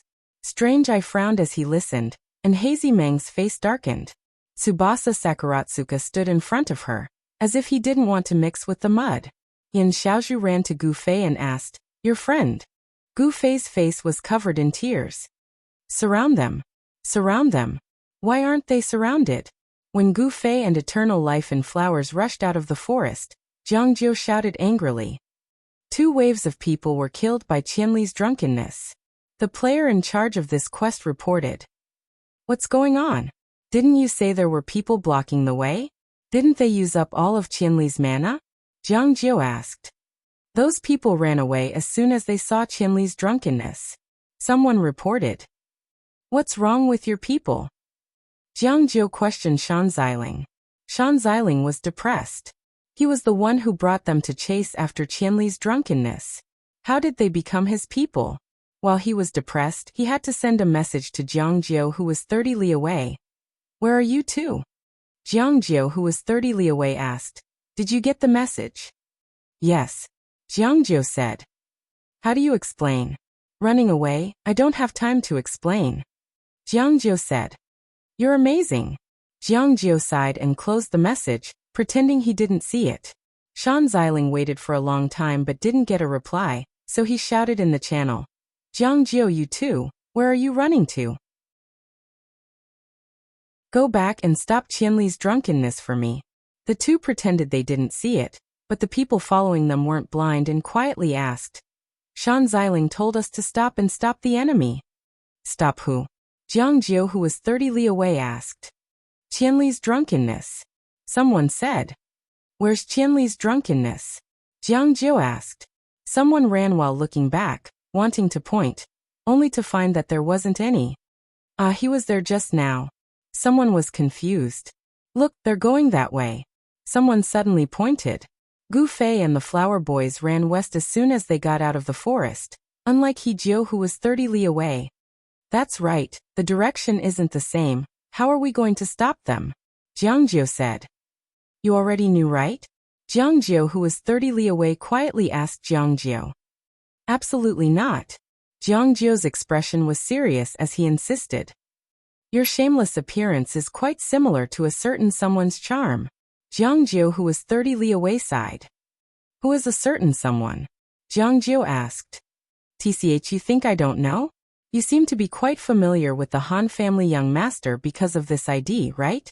Jiang Jiu, who was 30 li away, said. "It's not that familiar. We just happen to have a little bit of a common interest," Jiang Jiu said modestly. "That's right. Why did he leave the guild? He's an amazing person," Jiang Jiu, who was 30 li away, asked. "I don't know," Jiang Jiu said. "You didn't ask? We're only talking about wine, not life." "Fuck you," Jiang Jiu, who was 30 li away, cursed. After the 2 finished, they began to seriously report to Shan Xiling. Reporting to Boss Shan, "We found Qianli's drunkenness running west after getting out of the forest. We found Qianli's drunkenness running west after getting out of the forest. Do you want to pursue? Please tell us. Do you want to pursue? Please tell us." "Pursue? What's the point of wasting so much time?" Shan Xiling replied. "I made a few more words and wasted a few more seconds." 30 li away sighed. "Brothers, it's time to counterattack. Get ready to pursue Qianli's drunkenness," Jiang Jiu shouted. Everyone pointed at them. Who didn't know what was going on? What counterattack? That was too shameless. This group of people who were outside of Wine and Song's system lazily ran in the direction Gu Fei's group had escaped. From the forest, Wine and Song's thousands of troops and horses were slaughtering their way out. Their killing intent soared to the heavens, and they immediately turned west without any hesitation. "Hurry, that forest on the west side," Boundless Mang Mang shouted from the group. "What are you shouting for? If it weren't for your speed, we would have arrived a long time ago," Gu Fei said. "What's so great about Quan Min?" Boundless Mang Mang angrily said. "What did you add?" Gu Fei said. "Full intelligence," Boundless Mang Mang said. "This could be considered an extreme addition." It's useless, Gu Fei said. Fuck, do you have the right to say that? Boundless Mang Mang's cheeks streamed with tears. A mage who added points to agility actually had the face to say that other people's points were useless. Add agility, Gu Fei said. Don't be a burden to the team, Gu Fei continued. Look, everyone is looking at you. Gu Fei continued. Watch me kill you. The boundless bushes roared as they tried to destroy Gu Fei. Gu Fei easily dodged a few meters and laughed. Without agility, I can't even catch up. Don't be angry, don't be angry. Come, I'll pull you and run. Tsubasa Sakuratsuka was the best at seizing opportunities. Tsubasa Sakuratsuka shrank his neck and turned back to the guild leader. Hurry up and run. Don't dawdle. At that moment, Gu Fei asked Strange Pupil, what did you add points to? Strange Pupil glanced at him and walked away without saying a word. This won't do, we'll be caught. You guys go first. Gu Fei stopped running. Behind them, there was a long line of pursuers. There was also a gap between the speed of the players from drinking and singing. The vanguard was about to catch up. Don't die here. The boundless bushes glared at Gu Fei, but he did not stop running. He continued to run. In his heart, he was thinking about the problem that Gu Fei had mentioned. Eternal Life and Flowers was an agility-based class. Since he was with such a special team, it seemed like he should really consider adding some extra points to agility. But it was so difficult to level up now. It was too late to start adding agility now. The system did not have a refresher service. Could he get agility equipment? How much could he add? The boundless bushes ran as he calculated. Gu Fei seized the time to fill up the fruits. This little bit of time was not enough to recover much mana. Strange Pupil saw this.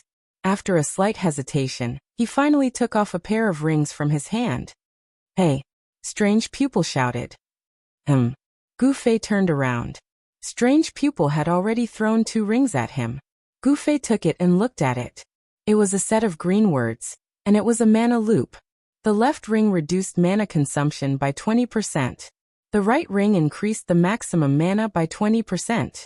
The left and right ring added additional attributes and recovered 2% mana per second. Gu Fei quickly calculated. Now that he had full mana, he would have some mana left after using Double Flame Flash 4 times. On average, a Double Flame Flash would consume 22% of his mana. Now that the consumption had been reduced by 20%, he would consume 18% of his mana. Double Flame Flash could be used 5 times, and the upper limit had been increased by 20%. If he could recover 2% mana per second, he would have full mana in 50 seconds. He could use Double Flame Flash 6 times in 50 seconds, an average of 1 every 8 seconds, Double Flame Flash every 8 seconds. Gu Fei was excited. As long as he could maintain this pace, he would never have to worry about mana. Gu Fei's arithmetic was not that good. He came to this conclusion after a rough calculation.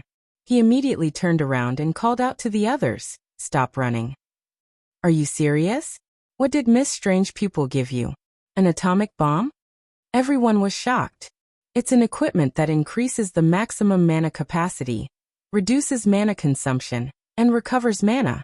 As long as you control your output well, you can ensure that your mana will never run out, Strange Pupil said. Yes, I've done the calculations. Gu Fei had not only done the calculations, but he had also put the rings on. But my mana is not full now. Gu Fei frowned. Seeing that the people were already close, he waved at them. You guys run first. Then you be careful. Everyone did not hesitate and immediately ran, flying as fast as they could. Gu Fei gobbled down the fruits, hoping to recover as much as he could. When the first arrow reached him, Gu Fei's mana had recovered by 48%. Under these circumstances, how could he control his output so that his mana would not decrease but increase instead? Gu Fei was not a mathematician. He felt that he needed at least a piece of paper to solve this problem. But there was no time. The pursuers were close. 50%. The evasive arrow stopped the effect of the fruits, but the mana loop had begun to take effect. Gu Fei's mana had recovered by 2%. If he used Double Flame Flash every 8 seconds, his mana would not decrease. Gu Fei thought. Wait a minute. Doesn't this mean that if he used double flame flash every 8 seconds, his mana would recover? Stupid, he actually needed a piece of paper for this kind of problem. Gu Fei felt ashamed. Chapter 701. Attacking once every 8 seconds and never running out of mana. This sounded like a very satisfying thing. But there was one thing that wasn't satisfying, and that was how many attacks he would receive in 8 seconds. Theoretically speaking, Singing Wine had 1,000 players. Even if everyone only attacked once every 8 seconds, that would still be 1,000 attacks. Not to mention, it was impossible for them to have such a slow rhythm. Of course, this was only the most superficial theory. Taking into account the actual positioning, attack launching time, and the time it took to cast arrows, the amount of attacks that Singing Wine could deal to Gu Fei in 8 seconds was a bit unrealistic. Especially since Singing Wine was in such a rush that they had formed a long snake formation. For the first time, Gu Fei didn't take the initiative to run towards the enemy. He stood in place. Right now he could recover 2% of his mana every second, so Gu Fei needed more. 8 seconds was just an arithmetic problem. In actual combat, it wasn't as satisfying as solving math problems. Perhaps he would need to attack 3 times in 8 seconds, and then not attack for 16 seconds. There were actually similar problems in the game, such as how to control the damage output of a DPS class. Gu Fei watched as his mana increased bit by bit. At this time, the enemy archers had already started to attack Gu Fei. Gu Fei looked up and found that he couldn't wait any longer. Right now, Singing Wine's formation was very long, and he could hold them off by himself. Once they really gathered together, 100 mages would cast AoE spells. Even if Gu Fei had 10 million mana, he would still die without a doubt. Coming! Gu Fei shouted and raised his sword. At this time, a few assassins were in stealth trying to find their way up.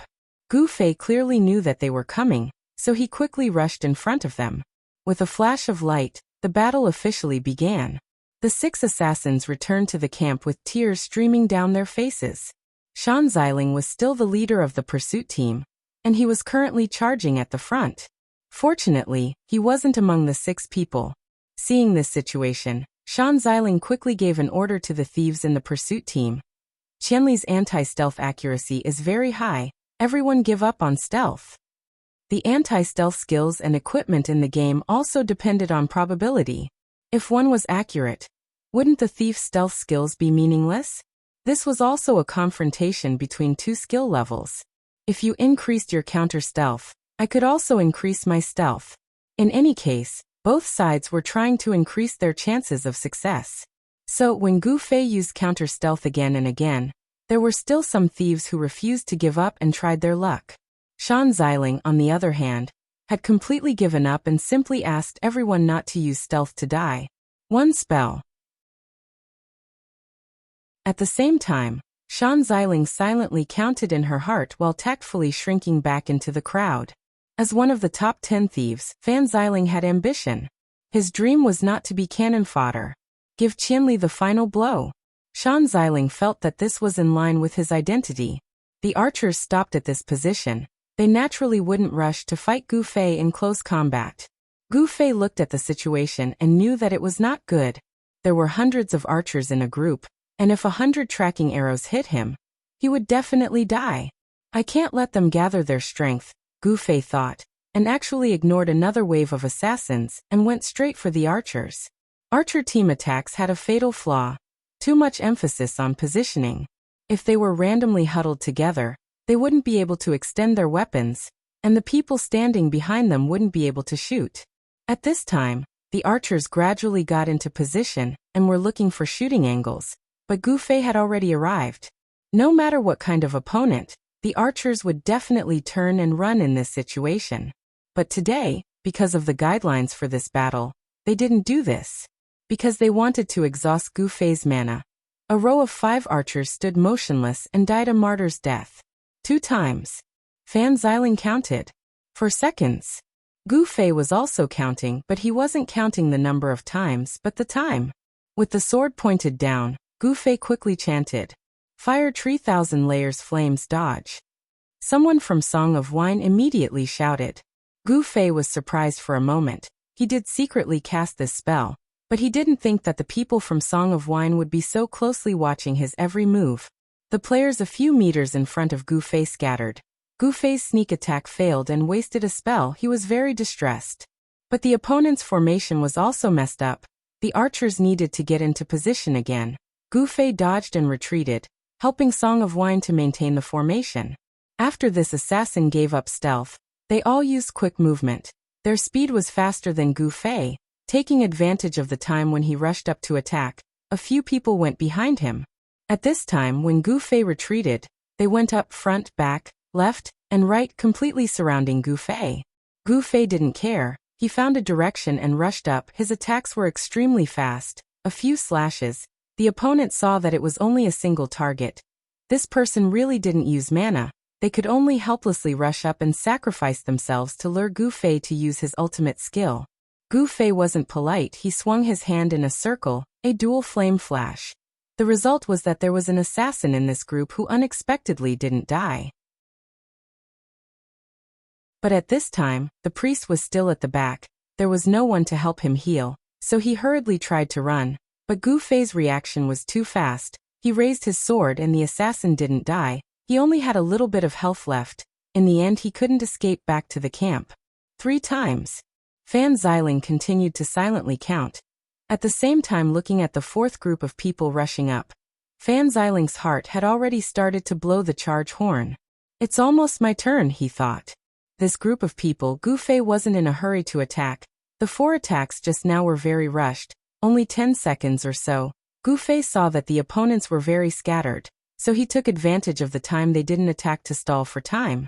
So when this group of assassins came up, Gu Fei wasn't in a hurry to kill them. He patiently used his sword to exchange moves with them, while constantly retreating, letting Song of Wine's team stretch out. Seeing Gu Fei's appearance, Fan Xiling's heart moved. Could it be that he's already out of mana?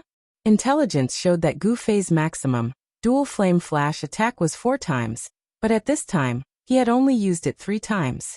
However, because of the previous fight in the forest, he was exhausted from running, so it was very likely that he didn't have time to replenish his mana, so he couldn't use a big move now. A chance. Fan Xiling was very excited. He stealthily rushed out, raising his arms and shouting, "Brothers, it's time to decide the winner." Hearing this, everyone understood that the time was finally ripe, and they all rushed forward. Killing Qianli. What kind of glory was this? The archers were quite depressed at this time.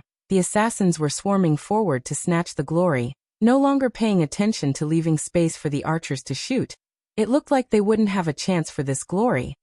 Although they were quite unhappy, no one was so bad as to ruin their own people's stage. Instead, some archers very bravely abandoned their bows and pulled out their knives, also wanting to seize this opportunity. Gu Fei only wanted to save some mana. He didn't put himself in the opponent's shoes, only to see these guys suddenly become abnormally excited, rushing forward without holding back. Are they going to use a rogue fighting style?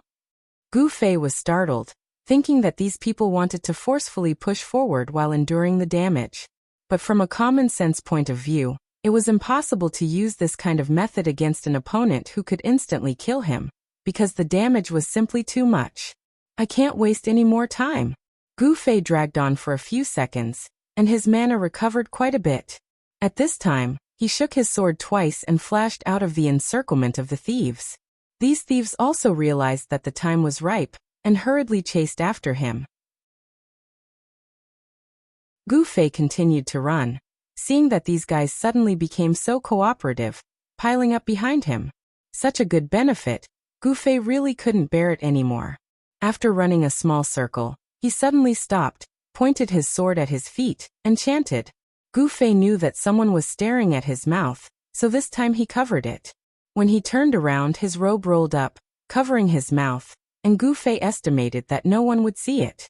As soon as he finished chanting the spell, Gu Fei turned around as if he was observing the situation around him, the sword in his hand very naturally, but the tip of the sword was pointed to the sky. Gu Fei covered his mouth in his collar, and once again chanted stealthily. Everyone had arrived, and Gu Fei was completely surrounded in the middle. But this time, it was Gu Fei's big trap, so he didn't care about his mana anymore. Seeing that everyone was close, He raised his finger and teleported. Gu Fei's silhouette flashed out of the circle. Everyone from drinking and singing was stunned. He still has mana? Everyone had this question in their hearts. We've been tricked. Quickly dodge. Fan Xiling was indeed an expert with brains. Seeing that everyone was crowded together, and Gu Fei had flown outside the circle, he immediately realized that there was a trap. But it was already too late. The 1,000 layers of flame tree under his feet heroically rose up, burning everyone to the point of crying for their parents. The champ was slightly slower, and at this time, the heaven-descending flame will also descended from the sky to join in the fun. Under the superimposed damage of these two spells, a large group of people instantly lost more than half of their lives. Some of the tenacious survivors were also in critical condition. Gu Fei immediately turned around, ignoring the burning damage caused by the 1,000 layers of flame tree, and directly charged in to reap the remaining lives. Fan Xiling was one of these people. He was an expert, and his equipment was also of the best quality. Because he was fighting against Gu Fei, he had put on as much fire-resistant equipment as possible, so at this time his life was not in critical condition. But at this time he had already clearly judged the situation. Gu Fei's usage of magic had already exceeded the range of 4 times that they had grasped. Without a doubt, if he didn't increase the upper limit of his magic power, then he had a way to recover. To them this was extremely bad news. In the eyes of Fan Xiling he was an expert, one of the top 10 experts, someone who was a level higher than the people present here. But in the eyes of Gu Fei, these were all characters that were about to be killed. He did not know Fan Xiling, so of course he did not give him any special treatment. He was just picking off people one by one in order. At this time the flames under the tree had already been extinguished, but everyone's life was still in critical condition. No priest seemed to be in particular pain at this time. Everyone could only cover their heads and flee. Even the physical damage of Gu Fei's dark stream sword was enough to reap their lives. Gu Fei really wished that this could go on forever. Gu Fei felt that this was too blissful as he watched his magic power increase by the second while he harvested one after another. Gu Fei had already acted as fast as he could, even sacrificing some of his health. However, there were simply too many targets, and when they scattered in all directions, Gu Fei could only take care of one direction. In the end, there were still quite a few who managed to escape. But after this wave of clearing, Gu Fei's surroundings were empty, and his shooting angle was excellent. Seeing this opportunity, Fan Xiling quickly waved his hand. Quickly shoot. The archers who had previously regretted not being able to grab this glory, seeing their envious comrades fall into such a state, had mixed feelings. Laugh, it's not the right time. Don't laugh, it's really cool. Some of these people had already put away their bows, but after hearing the order, they hurriedly took them out and shot. Gu Fei randomly walked around, leading the direction of the arrows. As a result, besides the tracking arrow, all the other arrows were dodged by Gu Fei and pierced into the bodies of the escaping people. These people could not withstand this attack, and one by one, they died at the hands of their own brothers. Fan Xiling was also hit by a sniper shot. Even with his excellent equipment at this time, his health was only left with a big one. His face turned ashen and he quickly shouted, "Don't shoot randomly, don't run randomly, get into formation again." In this parallel world, where there was no immunity for damage taken by members of the same party, getting into formation was really a big skill. Looking at the chaotic situation in front of them, it would lead to the tragedy of killing each other. Fan Xiling gave this order, and when he saw that Gu Fei was not walking towards him, he suddenly saw Gu Fei raise his hand towards him. What? Fan Xiling was confused for a moment, but a tattered dagger had already smashed into his head. Fan Xiling only had 1 health, and at this time he was not able to dodge the attack, so he was forcefully deducted. Fan Xiling's face was full of tears. He was one of the top 10 thieves, but in the end, he was killed by a mage's throwing attack, and what he threw was absolute garbage that he could not even see through. That dagger was still rusty. As for Gu Fei, killing Fan Xiling was just a matter of convenience. He had intentionally drawn the arrow, so Fan Xiling had also fallen into his trap. But when he found out that this guy was not dead after being hit by the arrow, Gu Fei guessed that he did not have much health left. so he casually threw a flying dagger at him. With the strength of the attack, and the quality of the dagger, such an attack would not be able to break through the current player's defense. However, the pitiful Fan Xiling only had a bit of health left. Even if he was hit by a brick, he would still die. Gu Fei was busy running around, accumulating some internal energy. His plan was still the same as before. He could not let the opponents regroup, so he did not care about the skin that had not been cleared yet, and directly attacked the archers.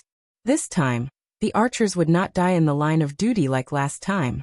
Previously, they wanted to exhaust Gu Fei's mana, but now that Gu Fei was casting spells one after another, everyone could see that their mana consumption was not worth it. Thus, when Gu Fei went up again, the archers began to run away. This was troublesome for Gu Fei. His movement speed was not as fast as the archers in Singing Wine, and they were scattered everywhere, so Gu Fei did not have a single target that he could kill in one shot. Apart from the archers, the assassins in Singing Wine were also hesitant, pushing each other. No one dared to go forward. Thus Gu Fei took the initiative to attack. These guys were still hesitating, but in the end, they decided to put down their pride and run. Jiangjin, what a coincidence, it's you again. 30 miles away, in the process of running away, Jiangjin once again ran into him. Jiangjin was still as carefree as ever when he ran away. Just as he was running, he heard the voice 30 miles away and looked back. His smile was still calm. It's me. How did it turn out like this? 30 miles away, he was still discussing tactics with Jiangjin. Without a doubt, when Qianli gets drunk, he actually has a way to recover mana. Our tactics have really run into the muzzle of a gun, and most people have died for nothing. Jiangjin's analysis was actually clear and logical. Then what do you think we should do now? Asked 30 miles away. What do we do? Aren't we running right now? Jiangjin said. Forget it, I'll just throw caution to the wind for once. I'll just run 30 miles away, call me if there's anything new. 30 miles away, he didn't care about anyone and decided to run to the end. At this time, Gu Fei was very depressed. At this time, there was actually no one to fight with him. The people in Singing Wine were like chicks without the protection of their hens, running all over the mountains and plains to avoid the pursuit of eagles. Even more annoying were the archers. After running far away, they would continue to attack. When Gu Fei chased after them, they would run again. Gu Fei understood that he was currently being kite. As for those thieves, they had all become spectators from afar. These two speed-type classes were currently Gu Fei's main opponents. There was a clear gap between these two classes and the majority of Singing Wine's troops. At this time, Gu Fei could see that the large group was squirming towards him. But there were archers running everywhere. How was he going to deal with them? Lightning art. Gu Fei couldn't find an opportunity to engage in close combat, so he could only use magic. Even though lightning's damage wasn't as high as dual flame flash, it also consumed less energy. The key was that when the lightning struck down, players who didn't have extremely fast reactions wouldn't be able to dodge it. As a result, Gu Fei raised the dark streak sword and started running all over the place, electrocuting people everywhere. 1 electrocution didn't kill, 2 electrocutions didn't kill, 3 electrocutions. Singing Wine's troops were running around in tears. Only now did they remember that Gu Fei was a mage, a ranged class. Although a mage's attack range was not as far as an archer's, it was impossible for an archer to kite someone more than 10 meters away. Normally, they would maintain a distance of around 10 meters, which was completely within Gu Fei's attack range. Thus, Gu Fei was electrified to the left, then to the right. The entire mountain was filled with thieves and archers who were twitching with electricity. Upstream against the current had already heard the report from behind. There were around 300 thieves and archers in Singing Wine. According to incomplete statistics, they had already lost around 200 people. From the moment they chased Nie Yen through the forest until now, Singing Wine had been continuously losing players. Upstream originally thought that after sacrificing 40 to 50 people to exhaust Gu Fei's mana, the remaining 250 would be enough to deal with Gu Fei. But now, he discovered that he was the one who was being toyed around by Gu Fei. Everyone retreat. Upstream gnashed his teeth as he gave the order. At this moment, he could already see with his naked eyes that the mountain slope in front of him was filled with lightning. With every lightning bolt, he could see a guild member trembling. Meanwhile, Gu Fei was running around and electrocuting people, having the time of his life.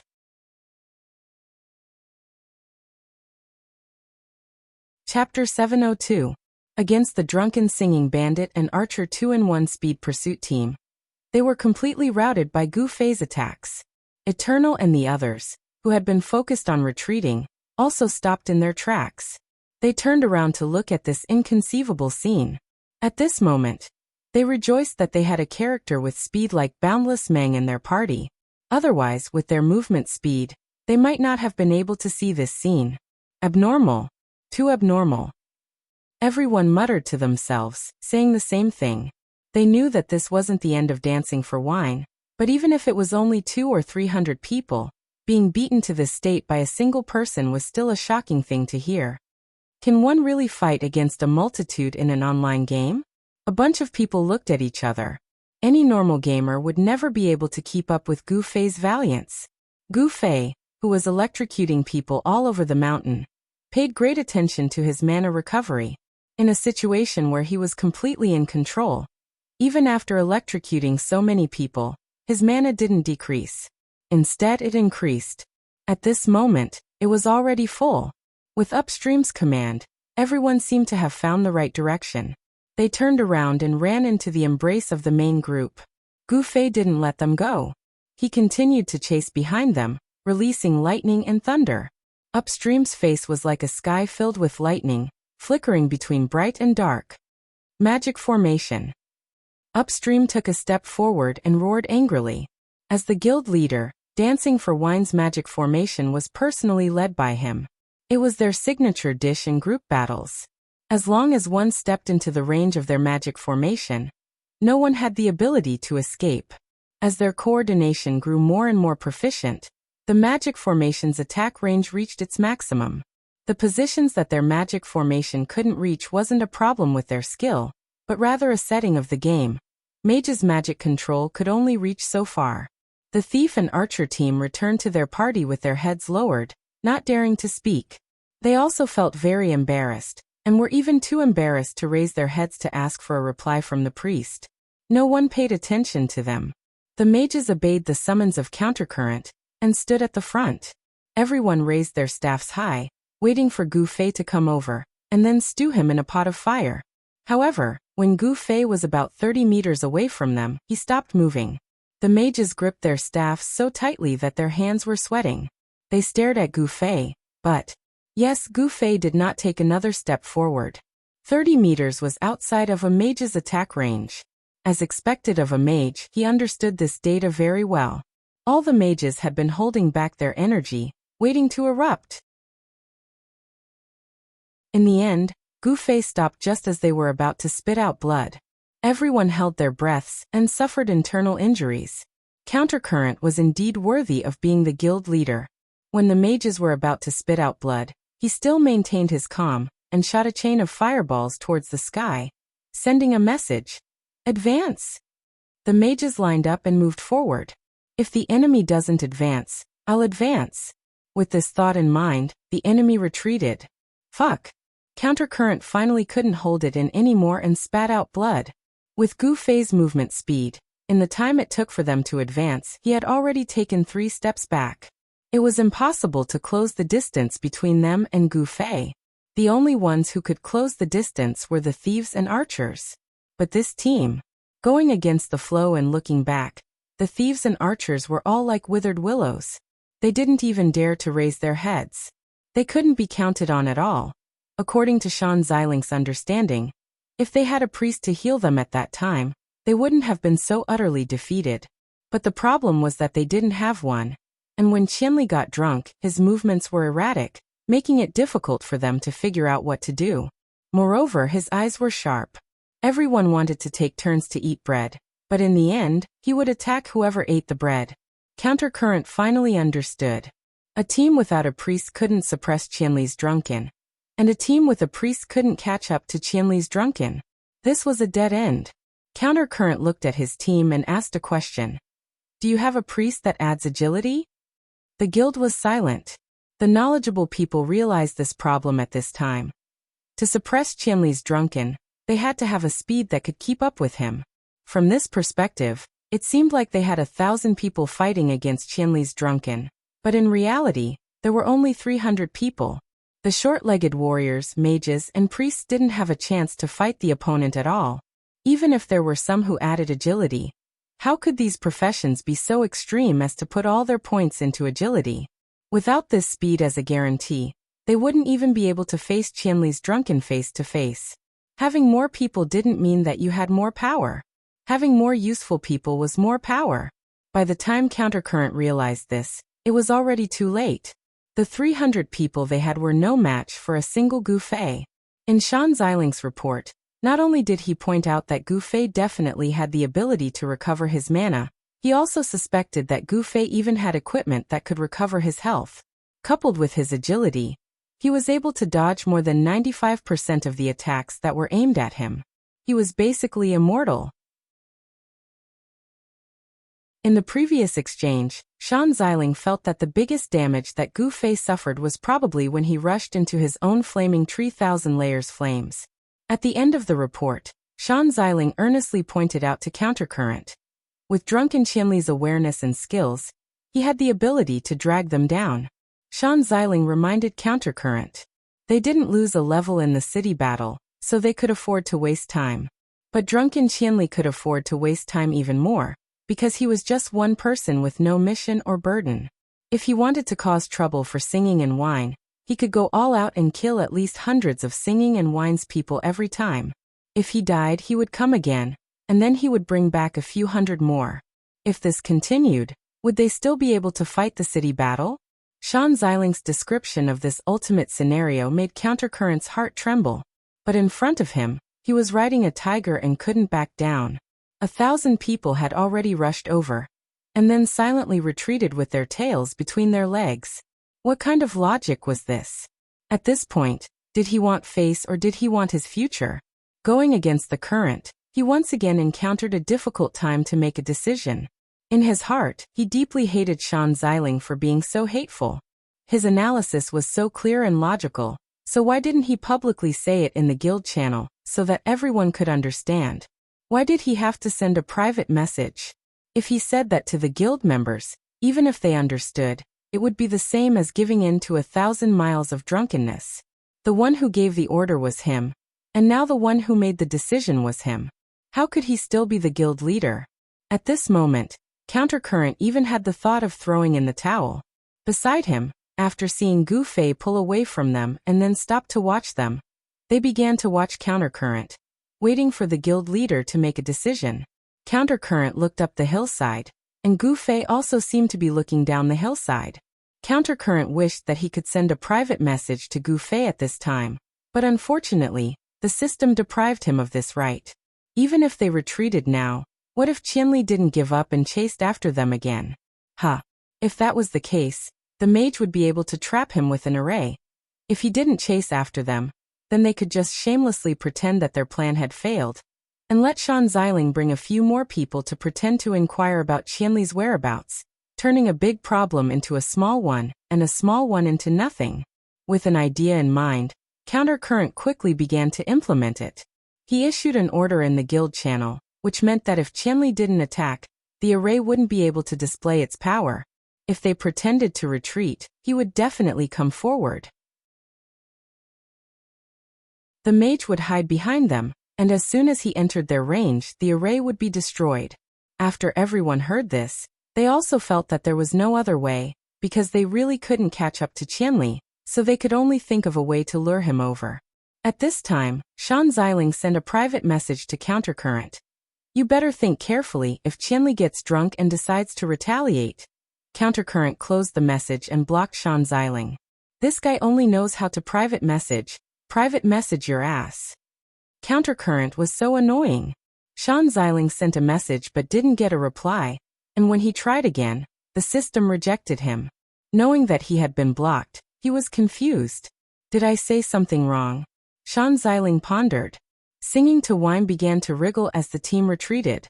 The mage was originally standing at the front, so now that the team was reversed, they naturally retreated to the back. If Qianli got drunk, suddenly spread out, and then activated the array, it would indeed be very interesting. Everyone thought. He's moving. In the guild channel, the spy in charge of monitoring Qianli sent a message. Everyone was excited. Did he take the bait? Countercurrent's face was full of tears. In fact, he hoped that Qianli would stop chasing after him after getting drunk, and then turn a big problem into a small one, and a small one into nothing. Who would have thought that Qianli would step into his trap after getting drunk? How could Countercurrent not know that this would attract endless revenge from Qianli? He was afraid of this, so he blocked Shan Xiling to vent his anger. But he had no other choice, he had to give himself a way out.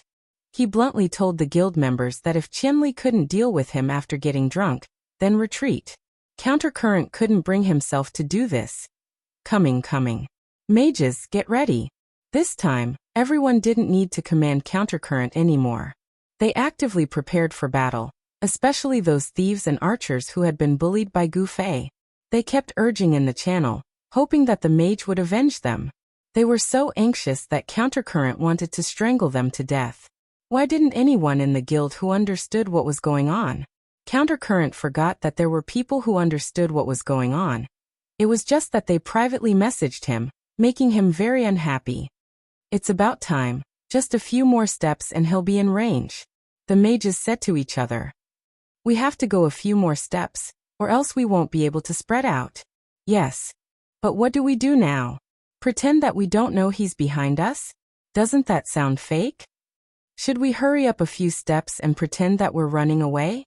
I don't think we need to pretend that we're afraid, because there's no need to be afraid in the first place. Just leave if we can't hit him normally, numb him, and when he lets his guard down, take a few more steps forward and we'll counterattack. Someone said. Everyone discussed how to get Qianli to take the bait after getting drunk. Their enthusiasm was unprecedentedly high, and Countercurrent wanted to die. We should be able to hit him from our side. A mage at the end, the one closest to Gu Fei in a straight line, reported. Relax, numb him, lure him to the bait, oh my god. As this person was talking about the guidelines, a lightning bolt flashed down from the sky, and the mage closest to Gu Fei was struck until he was limp inside and out. He's making a move.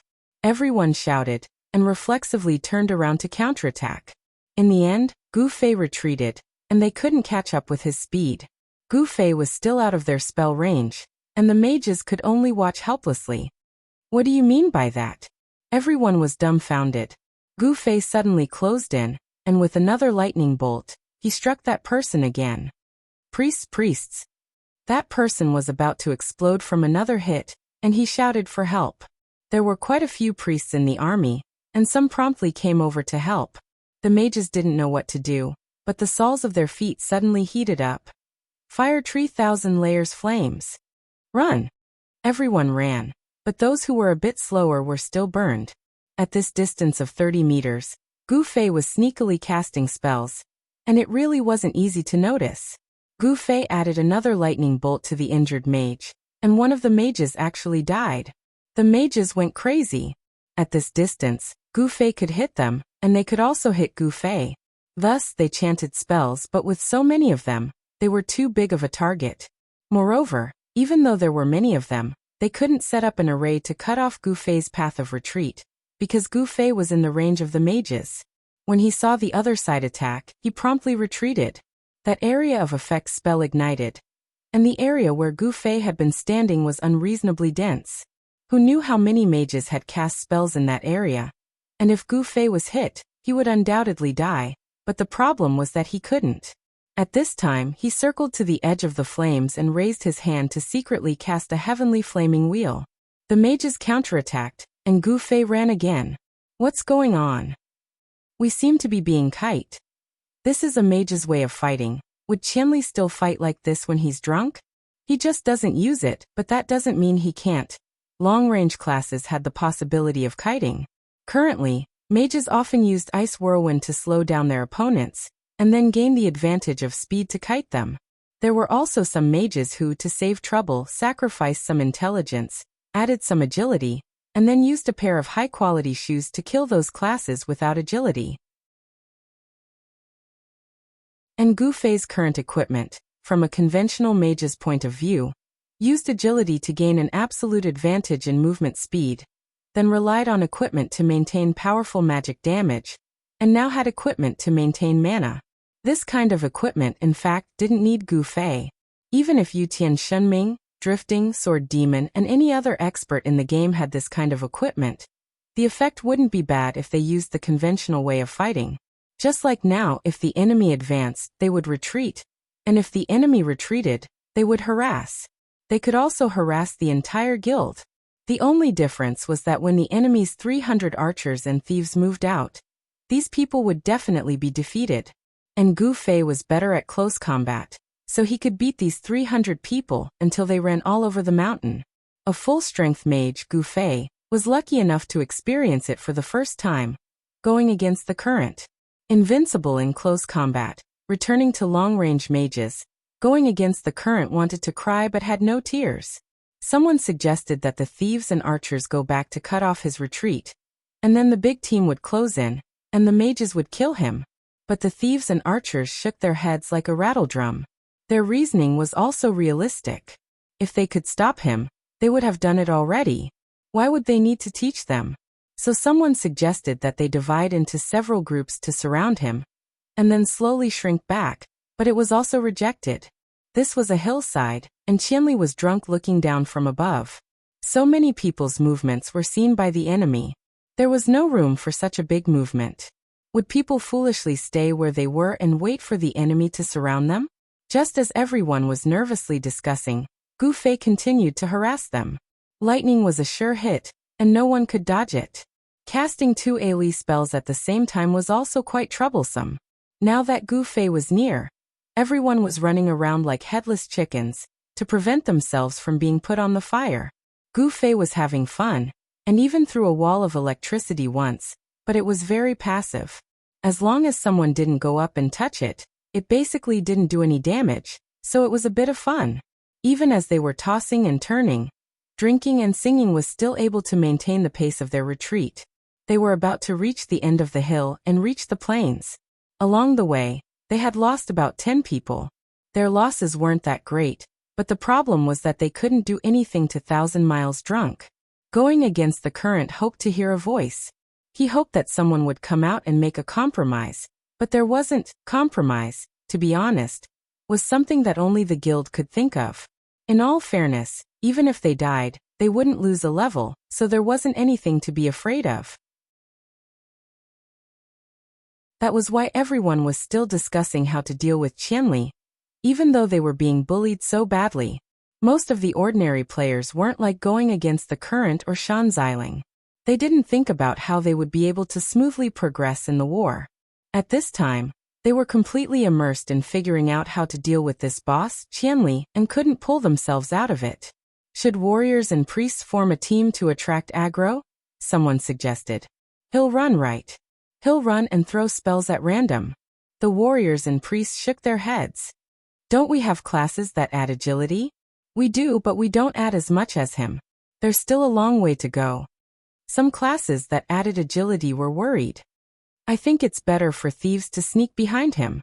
You guys don't have to take the initiative to attack, just stand behind him. When we mages move forward, he'll retreat. At that time, you guys can block him. As long as you have a few seconds, we mages can take a few steps forward, and the magic circle will fall. A few steps won't work really. Why? Teleport 6 meters.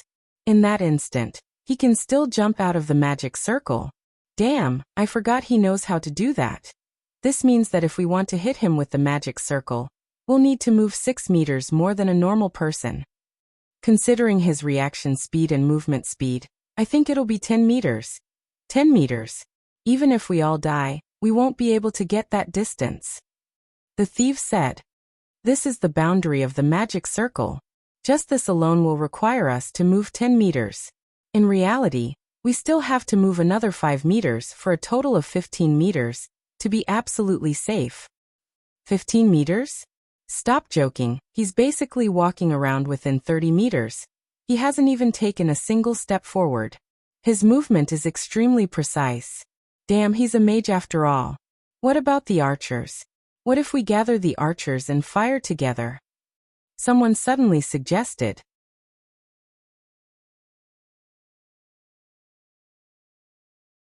Chapter 703. The people of drinking and singing had a subconscious resistance towards the archers, because their most powerful competitors were the archers who dominated the 4 seas, and the strongest were the archers and the archers. This was like 2 celebrities who were ashamed to wear the same outfit.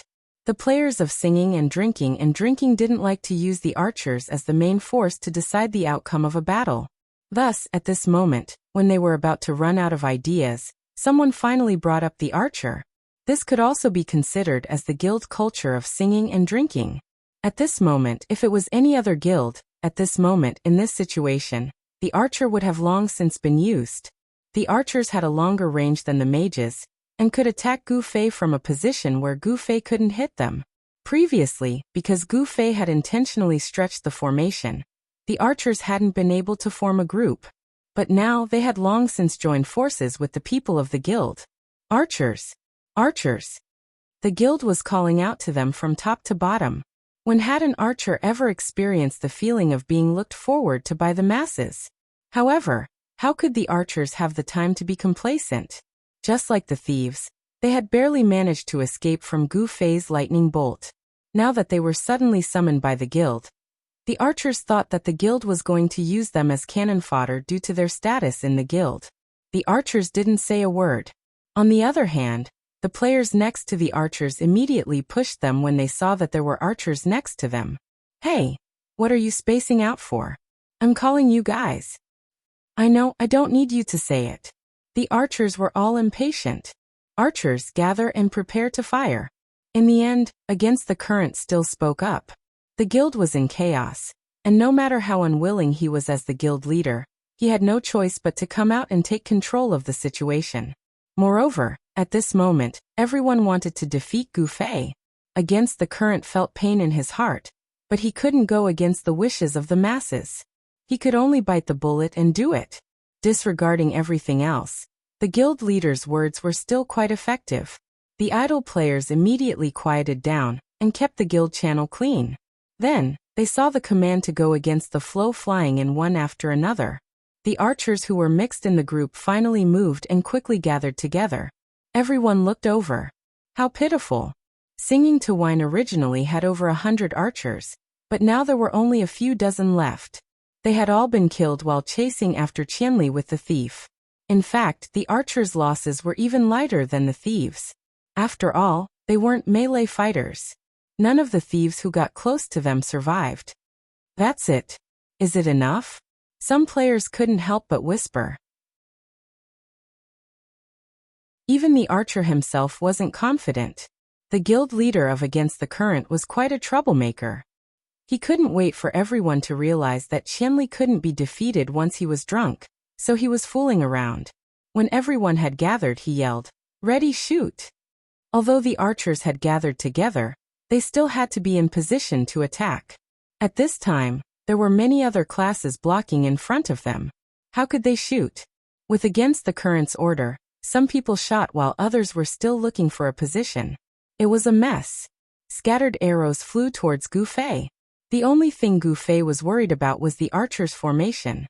He had been wondering why Singing to Wine hadn't used the archers' long-range advantage when they were all gathered together. At this time, the archers finally began to work, but the shooting was too ridiculous. Gu Fei felt that it would be better to call all the men in the brothel over to shoot a wave than this. Gu Fei either shot or dodged. In the end, if an arrow didn't hit its target, he would find the time to throw an area of effect spell.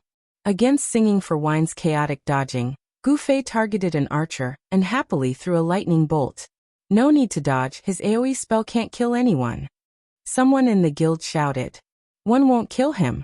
What if he throws 2 at the same time? Someone questioned. Where are the archers? Interrupt his casting. The archers had tears streaming down their faces. Interrupting meant hitting the target. If they could hit the target, why would they bother interrupting? They could just kill Gu Fei at the same time. Homing arrows, use homing arrows. Someone shouted. As a result, white arrows shot out from Singing to Wine's formation. When Gu Fei saw that they were homing arrows and there were a lot of them, he turned around and ran. An archer was different from a mage. Different archery skills had different firing speeds and ranges. In addition, the archer's skill points also had an effect on these attributes. But in any case, a skill like homing arrow had a 100% hit rate, so other aspects would naturally be greatly restricted. At this time, Gu Fei had a 30-meter starting advantage. After that, he sprinted and used teleportation. As a result, the homing arrows were naturally dejected. Singing to Wine's members saw that even the archers couldn't do anything to Gu Fei, and became dispirited. Taking advantage of Countercurrent's revival in the channel, someone immediately asked, "Guild leader, what do we do?" Countercurrent was going crazy. Each and every one of them only knew what to do. In such a big guild, how could there be no one who understood the ways of the world? At this time, did they know to give their guild leader a ladder so that he could escape? Countercurrent glared at the brothers around him. These dogs usually followed him around, but they didn't even know how to play the bad guy. Countercurrent felt that he had failed in cultivating talents. He heard that in Reigning the Seas, Reflection of Years would often play the bad guy for Sworn Sword. His guild was lacking such a talent. Just as Countercurrent and the others around him were staring at him in confusion, there was finally a voice in the guild. Fan Xiling was still Fan Xiling after all. Shan Xiling's loyalty to the guild was undoubtedly very high. When he considered a problem, he would always consider the guild's interests.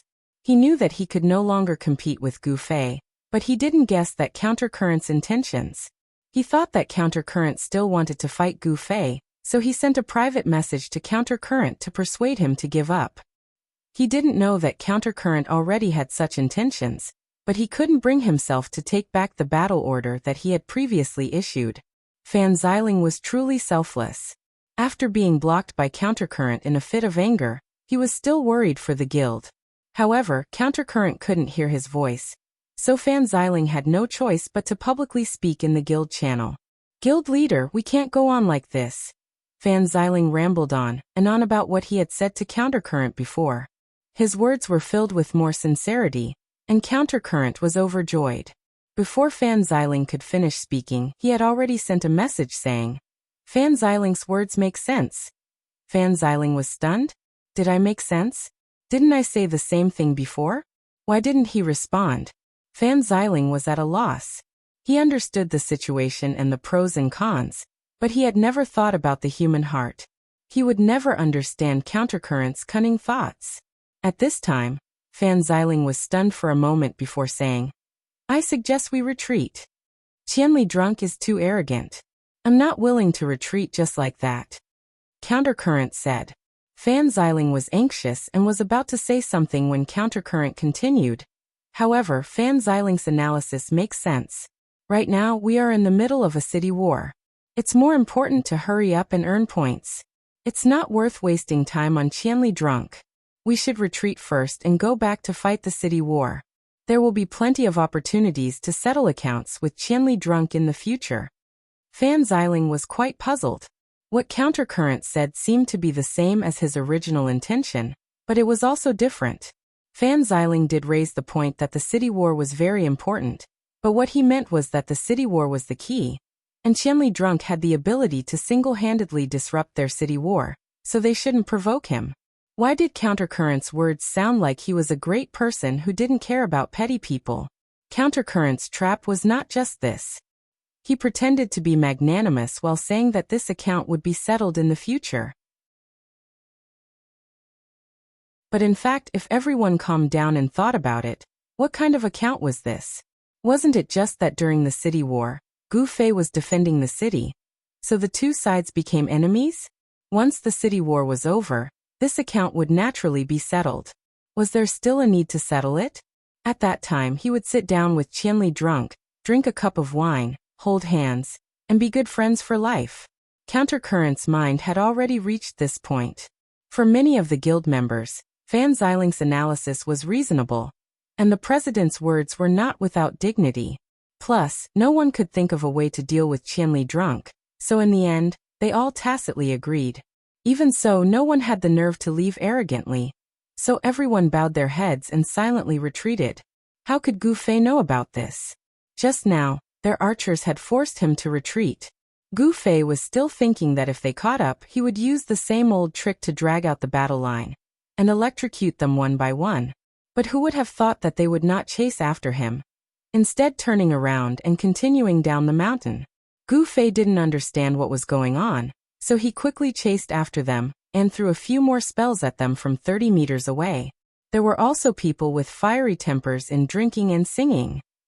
Seeing that Gu Fei was still going on, roaring angrily and shouting to kill, but things had already reached this point.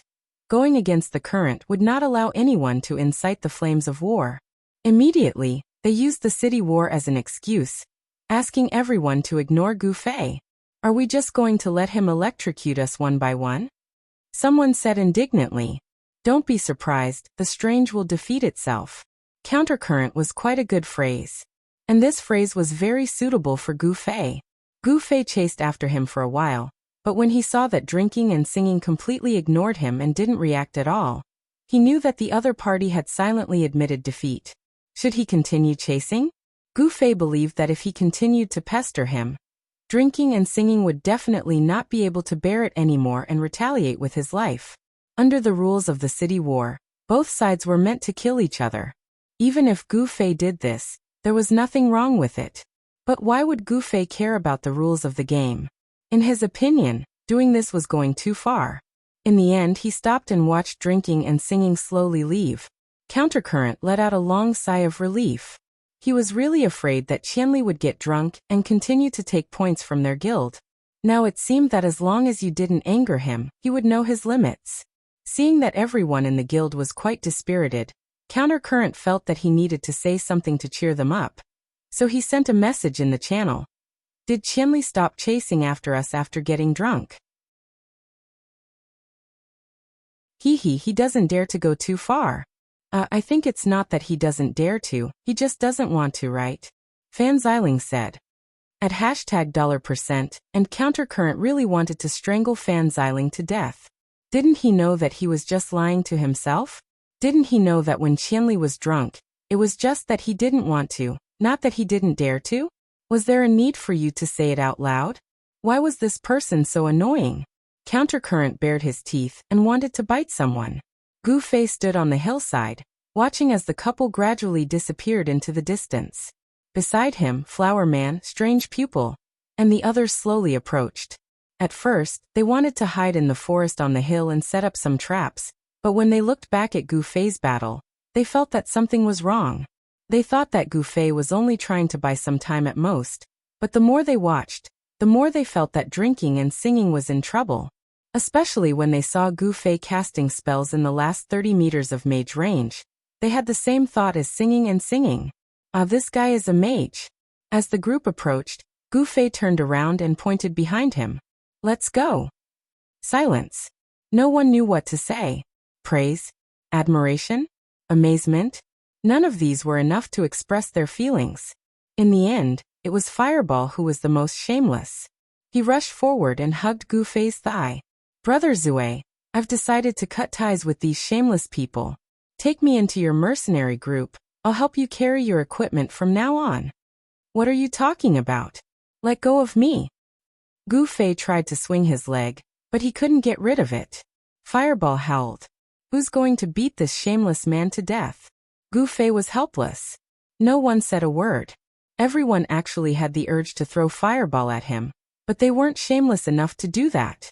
The flower men all expressed their admiration. Strange Pupil and the others watched the farce unfold. They were both annoyed and amused. Fireball still refused to let go. Gu Fei dragged him towards Strange Pupil. He wiped off the rings on his left and right and said to Strange Pupil, "This is good stuff." Yeah. Strange Pupil nodded. Gu Fei was reluctant, but in the end he mustered up the courage to ask, "Are you selling it?" "No," Strange Pupil said. Gu Fei had no choice but to hand it back to Gu Fei. The Strange Pupil accepted it and put it back on his finger. "Where did you get it?" Gu Fei asked. "A chain quest," Strange Pupil said. A chain quest meant that it couldn't be repeated, so there was no need to ask her about the details of the quest. I don't think there's any equipment like this on the market, Gu Fei said. I've never seen it before. Strange Pupil was very cautious. It's a regeneration equipment, right? Brother Zue, we'll keep an eye out for it for you, Tsubasa Sakuratsuka said. Thank you, Gu Fei said. What do we do now? Meng Meng asked. My quest. Gu Fei slapped his head. What quest? The others asked. Find an NPC. Wandering Soul, and the others were tricking us. We don't know where they went with the NPC. I'll go look for them, Gu Fei said. Oh, do you need help? Tsubasa Sakuratsuka asked. It's fine, Gu Fei said. He didn't want Eternal Life Among Flowers help at this time, because he knew that it would make things difficult for them. The players in Cloud City would look down on them. Although they didn't seem to care, that was their business. Gu Fei couldn't just let them go. Alright, you guys have fun, I'm going, Gu Fei said. Brother Zue, I want to follow you. Fireball was still hugging him. Let go. Don't force me to cut you. Gu Fei raised his sword. Fireball knew that Gu Fei was a man of his word, so he could only let go. He squeezed and squeezed, but he couldn't squeeze out any tears. On the bank of the Yunjiao Lake outside the Cloud City, a group of people were in a hurry. They looked very anxious, but their pace was so unhurried, and this unhurried pace only brought them pain. No one wanted to be so unhurried. They wanted nothing more than to fly forward, but they had no choice. They were accompanied by an NPC. The NPC didn't care about their emotions at all. He just walked unhurriedly. Uncle Gilgino, can you walk faster? Some players knew that communicating with the NPC was useless, but they still used this method to vent their emotions. Infeng, how's the situation over there? Someone asked. They've already been wiped out by singing to wine, Infeng said. However, they probably didn't notice our trap. What about the others under the tree? They won't come over. If they do, they might be targeted. We can only rely on ourselves for now. Everyone be careful, Infeng said. Haha, as long as our disguise isn't seen through, we're far from the battlefield. No one will notice us, someone said. I hope so. This NPC has brought us so far. Just where are we going? Infeng muttered to himself. Cloud Suburb Lake. What a good place. Everyone be careful not to step on anyone. One of them smiled lewdly.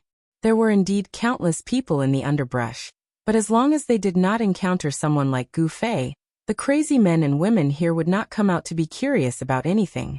However, at this time, there were two pairs of eyes staring unblinkingly at this group of people, and the mouths and noses under these two pairs of eyes were also panting heavily. Good boy, you ran quite far. You can't really be thinking of going 30 miles away, can you? Jiang Jin said. Of course not. That's enough. I say, why are you following me? Someone said from 30 miles away. Coincidence. Jiang Jin said. Did you see that group? Someone said from 30 miles away. I saw them. Do you recognize them? That's Infeng. Someone said from 30 miles away. That Infeng who's messing around with the quest? Jiang Jin asked. Yes. The main culprit of our current troubles. So the pit was just a cover. They've already led the NPC here. Someone said from 30 miles away. Hurry and notify the guild. Are you crazy? You notified the guild that Infeng is at Cloud Suburb Lake? How did you know? You saw it. But the problem is that we should be chasing after Qianli in Cloud Ridge, right? Do you have eyes for Qianli? Jiang Jin said. Don't drag me into it. Jiang Jin said. The quest is important.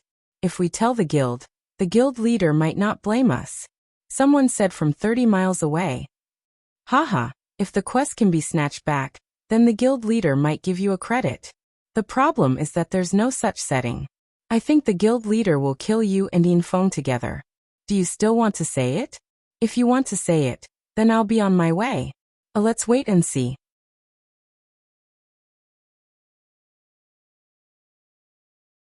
Chapter 704. 30 li away, Jiang Jinjiu discovered the diversion mission under the guild tree. However, due to his status as a deserter, he was too embarrassed to report it to the guild. Since he didn't need to report it to the guild, There was nothing to worry about. If he continued to watch, it would just be gossip. 8 or not 8, that was the question. They're gone. They're gone. 30 li away, Jiang Jinjiu shouted. Louder. Jiang Jinjiu said. They're gone. 30 li away whispered. I won't report it to the guild anyways. What they do has nothing to do with me. They can go wherever they want. Jiang Jinjiu was quite open-minded. He laid down comfortably in the grass and looked up at the sky. His hand searched his pocket, and finally pulled out half a bottle of wine. You can drink while lying down? 30 li away seemed to have discovered something even more interesting. Jiang Jinjiu didn't reply. He just took a sip for 30 li to see. Impressive. 30 li away nodded. Then he sneakily raised half his head and looked outside. Hey, they really left. Let's go take a look. What's there to look at? Jiang Jinjiu was impatient. We can't snatch this segment. Maybe we can start from here for the next segment? 30 li away seemed to love the guild more than Jiang Jinjiu. He was more concerned about the guild's interests, especially when he wasn't in too much danger. When Jiang Jinjiu heard this, he felt that it made sense. He closed the bottle and put it back in his pocket. He got up and said, Let's go take a look. The two slowly moved through the grass, occasionally peeking their heads out to observe what was in front of them. However, as they moved, they couldn't see what was in front of them. Several times, they accidentally pushed aside a pile of grass in front of them, and saw a man and a woman looking at them in fear. Sorry. 30 li away said. You guys continue. Jiang Jinjiu closed the grass and added. 2 men. The man and woman thought to themselves Infeng and the others followed Gilkino. They were crawling along the shore of the lake. They weren't much faster than Jiang Jinjiu, who was crawling through the grass. This made it easy for the two of them to follow. The two of them could tell that their group was most likely an escort or follower quest. The NPC would decide where they would go, so they felt more at ease. Gradually, Gilkino's direction became clearer and clearer. He was heading towards a small wooden house by the lakeside. 30 miles away, Jiang Jinjiu and Jiang Jinjiu had also noticed this. However, the small wooden house was not surrounded by such dense weeds, so it was very difficult to hide. The two of them looked around, trying to find a position that was as close as possible. Do you want to sneak over there? You don't know the one tomorrow. There's anti-stealth. Jiang Jinjiu said. Which one? Behind Infeng, the one who's always sneakily looking around. Jiang Jinjiu said. A few of Infeng's party had gone out to drink and sing. Jiang Jinjiu recognized Infeng from 30 miles away, while Jiang Jinjiu recognized the player called tomorrow. Oh, then let's find a place to take a look. The two of them continued to look around in the underbrush. Suddenly, after pushing aside a clump of grass, they saw a fully armed player hiding in the underbrush. He didn't look like a player who belonged to this world. Players who mingled around the Cloud suburb lakeside didn't care about equipment or stats. They only cared about elegance and elegance. This person had clearly heard the commotion behind him. He hurriedly turned around and swung his iron sword in front of him. 30 miles away, Jiang Jinjiu hurriedly pulled him back. The surrounding underbrush rustled as countless blades and arrows pointed out. Who is it? The commotion was too great. Infeng and the others noticed the commotion and turned around. All movement stopped in an instant. He Jinjiu's body, which was 30 kilometers away, was already covered with weapons. As long as he moved forward slightly, he would be able to send the two of them away. However, the flashing white light of death was no doubt equivalent to telling Infeng and the others that something had happened here. So everyone stopped moving. Let's go take a look. Infeng pointed at a player. Everyone's faces revealed expressions of panic. However, at that moment, a person in the underbrush put away his weapon and stood up. He held onto a girl's hand and walked out as if no one else was around. Infeng and the others understood what was going on. The player who had come to take a look also returned to his team. That was close. Everyone let out a long sigh of relief. However, for Jiang Jinjiu, who was 30 miles away, the danger wasn't over. Just now Jiang Jinjiu, who was 30 miles away, had pulled Jiang Jinjiu back. After that, the situation had become still. His hand was still tightly gripping Jiang Jinjiu's arm. Jiang Jinjiu very naturally stretched out his right hand and gently stroked the back of the hand that was 30 miles away. 30 miles away, Jiang Jinjiu didn't understand what was going on. He lightly nodded at him and then pulled his hand down, indicating that he was leaving. The surrounding people were stunned. Then their expressions became strange. In the end, they put away their weapons and even made way for the two of them. Just like that, Jiang Jinjiu led Jiang Jinjiu out of the encirclement. The two of them walked for a distance. Seeing that no one was following them, Jiang Jinjiu, who was 30 miles away, quickly retracted his hand and looked like he was about to vomit. That's right. Jiang Jinjiu nodded in agreement. He took out his half-empty bottle of wine and wet his entire right hand. Then he took out a lighter and suddenly lit his entire right hand on fire. 30 miles away, Jiang Jinjiu was shocked. However, the flame was extinguished almost immediately. Jiang Jinjiu's expression was calm. Disinfect it. I'd rather die, 30 miles away said. I think so too. However, I'm a bit curious about their intentions. Let's discuss them for a bit, Jiang Jinjiu said. What kind of wine is that? How can it still be lit? The taverns in the game mostly sold red wine and sweet wines. Without a high alcohol content, it wouldn't be lit. I made it myself, Jiang Jinjiu said as he put away the bottle. Did you see those people clearly? I saw them clearly. They were among the colorful clouds. 30 miles away, Jiang Jinjiu recognized their guild emblem. At the same time, he was glad that he and Jiang Jinjiu didn't wear their guild emblems. They were deserters, after all. They had to hide their identities. Yeah, they seem to be here for Yinfeng's group, Jiang Jinjiu said. That's strange.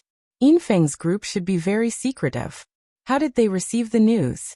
It seems like they knew beforehand. It seems so. Jiang Jinjiu nodded. The two of them didn't dare to get too close. They obediently crouched in their current position, each peeking out half their heads to look at the small wooden house. They're about to go in, 30 miles away said. Gilgino stepped into the small wooden house. Yinfeng and the others finally let out a sigh of relief. This was a very clear destination. They believed that the NPC wouldn't just take a stroll around the house and then come out to continue on their way. You guys keep an eye on them. Yinfeng casually arranged for a few people to enter the small wooden house. The quest was on him, so of course he had to go in and complete the quest with the NPC. Everything in the house was old and covered in dust. However, there was a table that had been wiped clean. A person was sitting on it, holding a bottle of wine in his hand and staring at Yinfeng. How could it be you? Yinfeng blurted out in shock. He didn't have any relationship with this person, but he knew who he was. Even if those who had been in the Wine and Song Guild couldn't recognize the guild leader, against the current, there was no way they wouldn't recognize this person. The young master of the Han family was simply too outstanding and easy to recognize. I also want to know why it's you, the Han family young master said. The Han family young master recognized Yinfeng. He was the person who had accepted the pit quest. The quest he was leading his team to protect was this person's quest. What are you doing here? Yinfeng didn't know why the other party had come, so he didn't act rashly. The people outside heard his surprised shout and rushed in. When they saw that the Han family young master was sitting in the room, they were all astonished. Only the great NPC could remain calm even if MT Tai collapsed in front of him. Gilgino didn't care about what happened between the players. He walked around the room, then squatted down and grabbed a handful of ashes from the fireplace. After staring blankly for a moment, he regretfully said, "Not good. The blueprints have all been burned." What? Yinfeng turned pale with fright. At this time he couldn't be bothered with the Han family young master anymore. He immediately rushed over to carry out the quest. How could this be? The Han family young master didn't say anything. He continued to sit at the table and watch as if nothing had happened. Maybe he didn't want to be used by others, so he burned the blueprints. Gilgino said. Then what do we do? Yinfeng asked. Gilgino's eyes shone. After looking around the room, his expression changed. Someone has been here. Everyone looked at the Han family young master. The Han family young master helplessly said, "What are you looking at me for? Don't tell me the quest is referring to me?" "Who has been here?" Yin Feng asked. Gilgino shook his head. In the end, he only said one sentence. "Maybe they took something away." Everyone looked at the Han family young master. The Han family young master jumped off the table and looked back at everyone. "Looking at me again? You bunch of idiots. Taking something away is your new clue. If you want to continue with the quest, then think of a way to find it. As for the person who took the thing away, it's obviously an enemy. Could it be a friend? So if it's not a new NPC, then it's a hostile player from the city war. Could it be a passerby like me?" Thus Yin Feng and the others asked Gilgino who he was, what he took away, where he went, and so on. However, Gilgino could only answer a few things about what he took away. The Han family young master shook his head and said, "What else is there to ask? It's definitely Qianli who got drunk or Sword Demon who took away the thing. Only the player's actions can't be answered by the NPC. If it really was the NPC's quest, wouldn't it tell you where you went?" When the others heard this, they felt that it made sense. However, they were still very confused about the Han family young master's appearance here. "What are you doing here?" "I'm waiting for the two people you're looking for," the Han family young master said. "They'll come here?" The eyes of Yin Feng and the others lit up. The Han family young master swept his gaze over them. "With just you guys, what can they do even if they come?" Yin Feng smiled. Of course they were alone, but they could call for help. Skygazer was still waiting for their news. "You guys seem pretty confident. There's a backer behind this? Haha, you haven't received the news yet, right? The entire guild has been taken down by Qianli," the Han family young master said. "What?" Yin Feng and the others widened their eyes. "You didn't hear wrong. It's the entire guild." On Yunling's side, the archer and thief classes lost more than half of their forces. In the end, they chose to retreat. "Their only opponent is Qianli," the Han family young master said. The others looked at each other in dismay. "Brat, what's up with you?" the Han family young master asked. "You're not Skygazer anymore, right? Did you jump ship with a quest? Who bribed you?" "That's my freedom. Didn't you leave the guild as well?" Yin Feng said. "That's true. But I didn't go back on my word. I didn't betray the guild for benefits," the Han family young master said with disdain. "Don't be so harsh. I sold it to the guild?" Yin Feng flew into a rage out of humiliation. "You're your own person, but the quest belongs to the guild. Don't forget, you received this quest as a member of the guild," the Han family young master said. "That's right, but it's a pity I received it as a member of the guild," Yin Feng said. "Don't tell me you're so childish as to use the setting to prove yourself. Do you dare say you discovered the quest after joining the new guild? Remember, I said discovered, not received," the Han family young master said. Yin Feng was speechless. "Trash." The Han family young master looked at him in disdain as he walked out of the house. Yin Feng was already gnashing his teeth, but he didn't dare move. As a member of Skygazer, everyone had heard of the Han family young master's abilities. Now that he appeared here without fear, Yin Feng believed that he definitely had some sort of plan. If he thought that he was easy to bully because he was alone, then he was gravely mistaken. Endure. Yin Feng told himself that the quest was more important. If he died here, then the quest would be gone. With this thought, Yin Feng didn't act up. He watched as the Han family young master walked out of the wooden house. Then he heard him shout, "Guildmaster Gu, there's a quest that's delivered to your doorstep. Do you want to accept it?" Fuck. Yin Feng was infuriated. Since the other party already had the intention to do so and had manpower, then he was afraid that he wouldn't be able to keep the quest. Rather than that, he might as well kill the Han family young master first to vent his anger. Yin Feng signaled for everyone to attack with his eyes, but then he saw a person stand up from the grass, carrying a giant sword. He said disdainfully, "Forget it, we don't want to get involved in this mess." When Yin Feng heard that there was still a chance, he hurriedly signaled for everyone to not attack. "Oh." The Han family young master nodded. "Then lend me some manpower." Let me take revenge for my old boss. Up to you, Gu Xiaoshang said. Yinfeng almost fainted when he heard this. He hurriedly called for everyone to quickly take down the Han family young master. However, Gu Xiaoshang had already made his stance clear. The Han family young master waved his hand, and countless people stood up from the grass. Arrows and spells were already flying in their direction.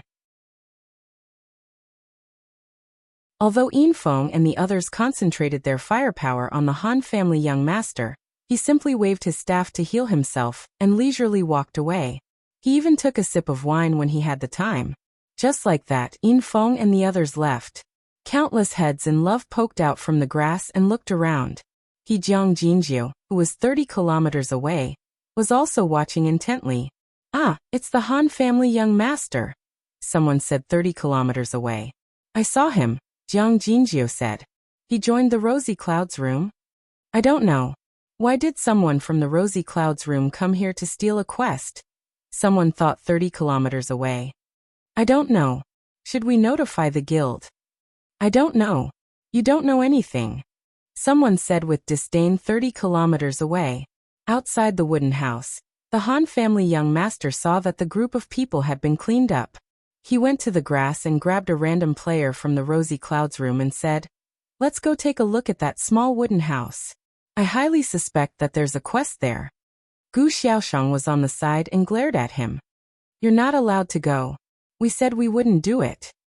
The problem is that no one will believe you even if you don't do it now." "I don't care. This is our principle," Gu Xiaoshang said. "Okay, it's like this. Just now, I overheard a bit of the conversation between the NPC and them. This quest is most likely related to the quest for Drunk Qianli and Sword Demon, so if we accept it, we'll definitely cross paths with those two.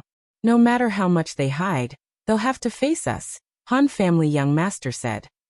"I don't care. We don't want this kind of quest." Gu Xiaoshang was stubborn. The members of her guild listened to her. Seeing that the guild leader had said this, no one paid any more attention to the Han family young master, and they all returned to their original positions. Han family young master was also helpless. "If you don't accept it, someone else will. Then let them come," Gu Xiaoshang said. "How troublesome." Han family young master shook his head and took out his binoculars.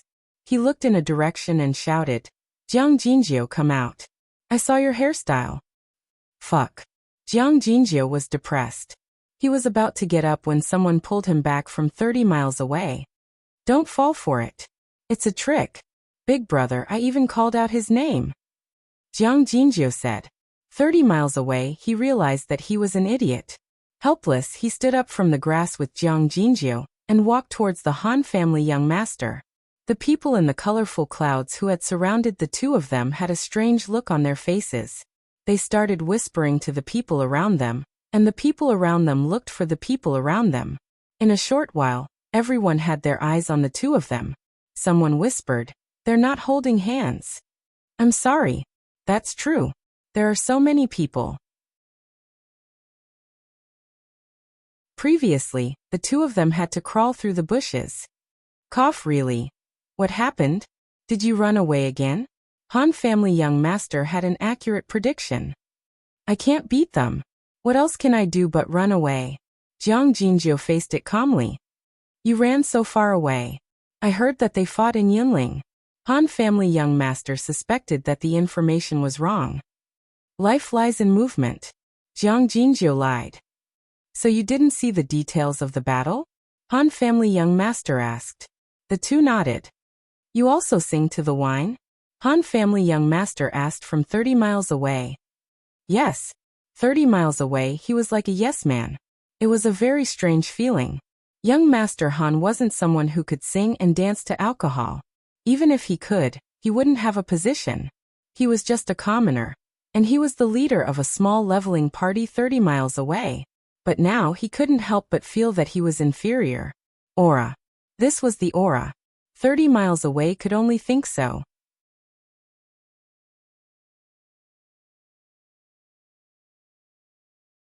Chapter 705. Jiang Jinjiu and the two people who were 30 miles away felt rather uncomfortable. Being surrounded wasn't scary.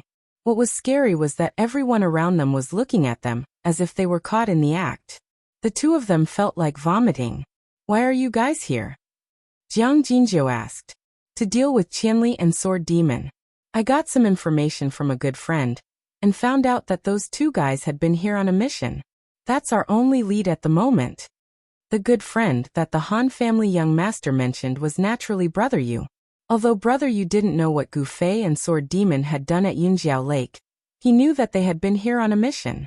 After the Han family young master got this information, he thought that it was normal for them to run errands in the same place repeatedly according to the rules of the parallel world. Therefore, he brought some people over to wait for them. However, they didn't manage to wait for them. Instead, they heard that Qianli and Drunken Song had fought all the way from the mission pit to the Yunling area. This information strengthened the Han family young master's confidence that Gu Fei was on a mission. He understood the habit of going against the flow, so he would never take the initiative to provoke Gu Fei. At the same time, he also understood Gu Fei's temperament. Although he was so arrogant when it came to killing people, he would never offend others if they didn't offend him. Even if the rules of the game encouraged him to take the initiative to kill the criminals, there had to be some kind of conflict between the two sides for them to fight. A conflict created by the system was undoubtedly the best explanation. Although the Han family young master's deduction wasn't very accurate, the conclusion he came to was very accurate. Gu Fei was indeed on a mission. Therefore, they continued to guard the place while sending people to check out the situation in the Yunling area. Not long after the scouts left, Yin Feng and his group sneakily arrived. The Han family young master had guarded the mission pit before, so he knew Yin Feng and the NPC Gilgino. The moment he saw this group, he concluded that there was a change to Drunken Song's mission. Otherwise, Drunken Song wouldn't have only sent these few people to escort the mission. Even if it was a diversion, there should be some famous Drunken Song players among them. Therefore, the young master of the Han family concluded that Yin Feng had already left the guild, and was likely to have been bribed by someone for the sake of the quest he had discovered. The Han family young master hid in the house and observed the group's movements. He pointed out the coordinates so that the ambushers in the grass wouldn't be exposed. Previously, when he discovered that Jiang Jinzhou and 30 Miles had gone out, they had attracted the attention of Yin Feng and the others. After that, each of them had led a girl away to conceal their presence. That was also the reaction of the Han family's young master. "See, I knew that Qianli and his group would definitely come to this place again," the Han family young master said to Gu Xiaoshang. "That's enough. Let's wait for them to come."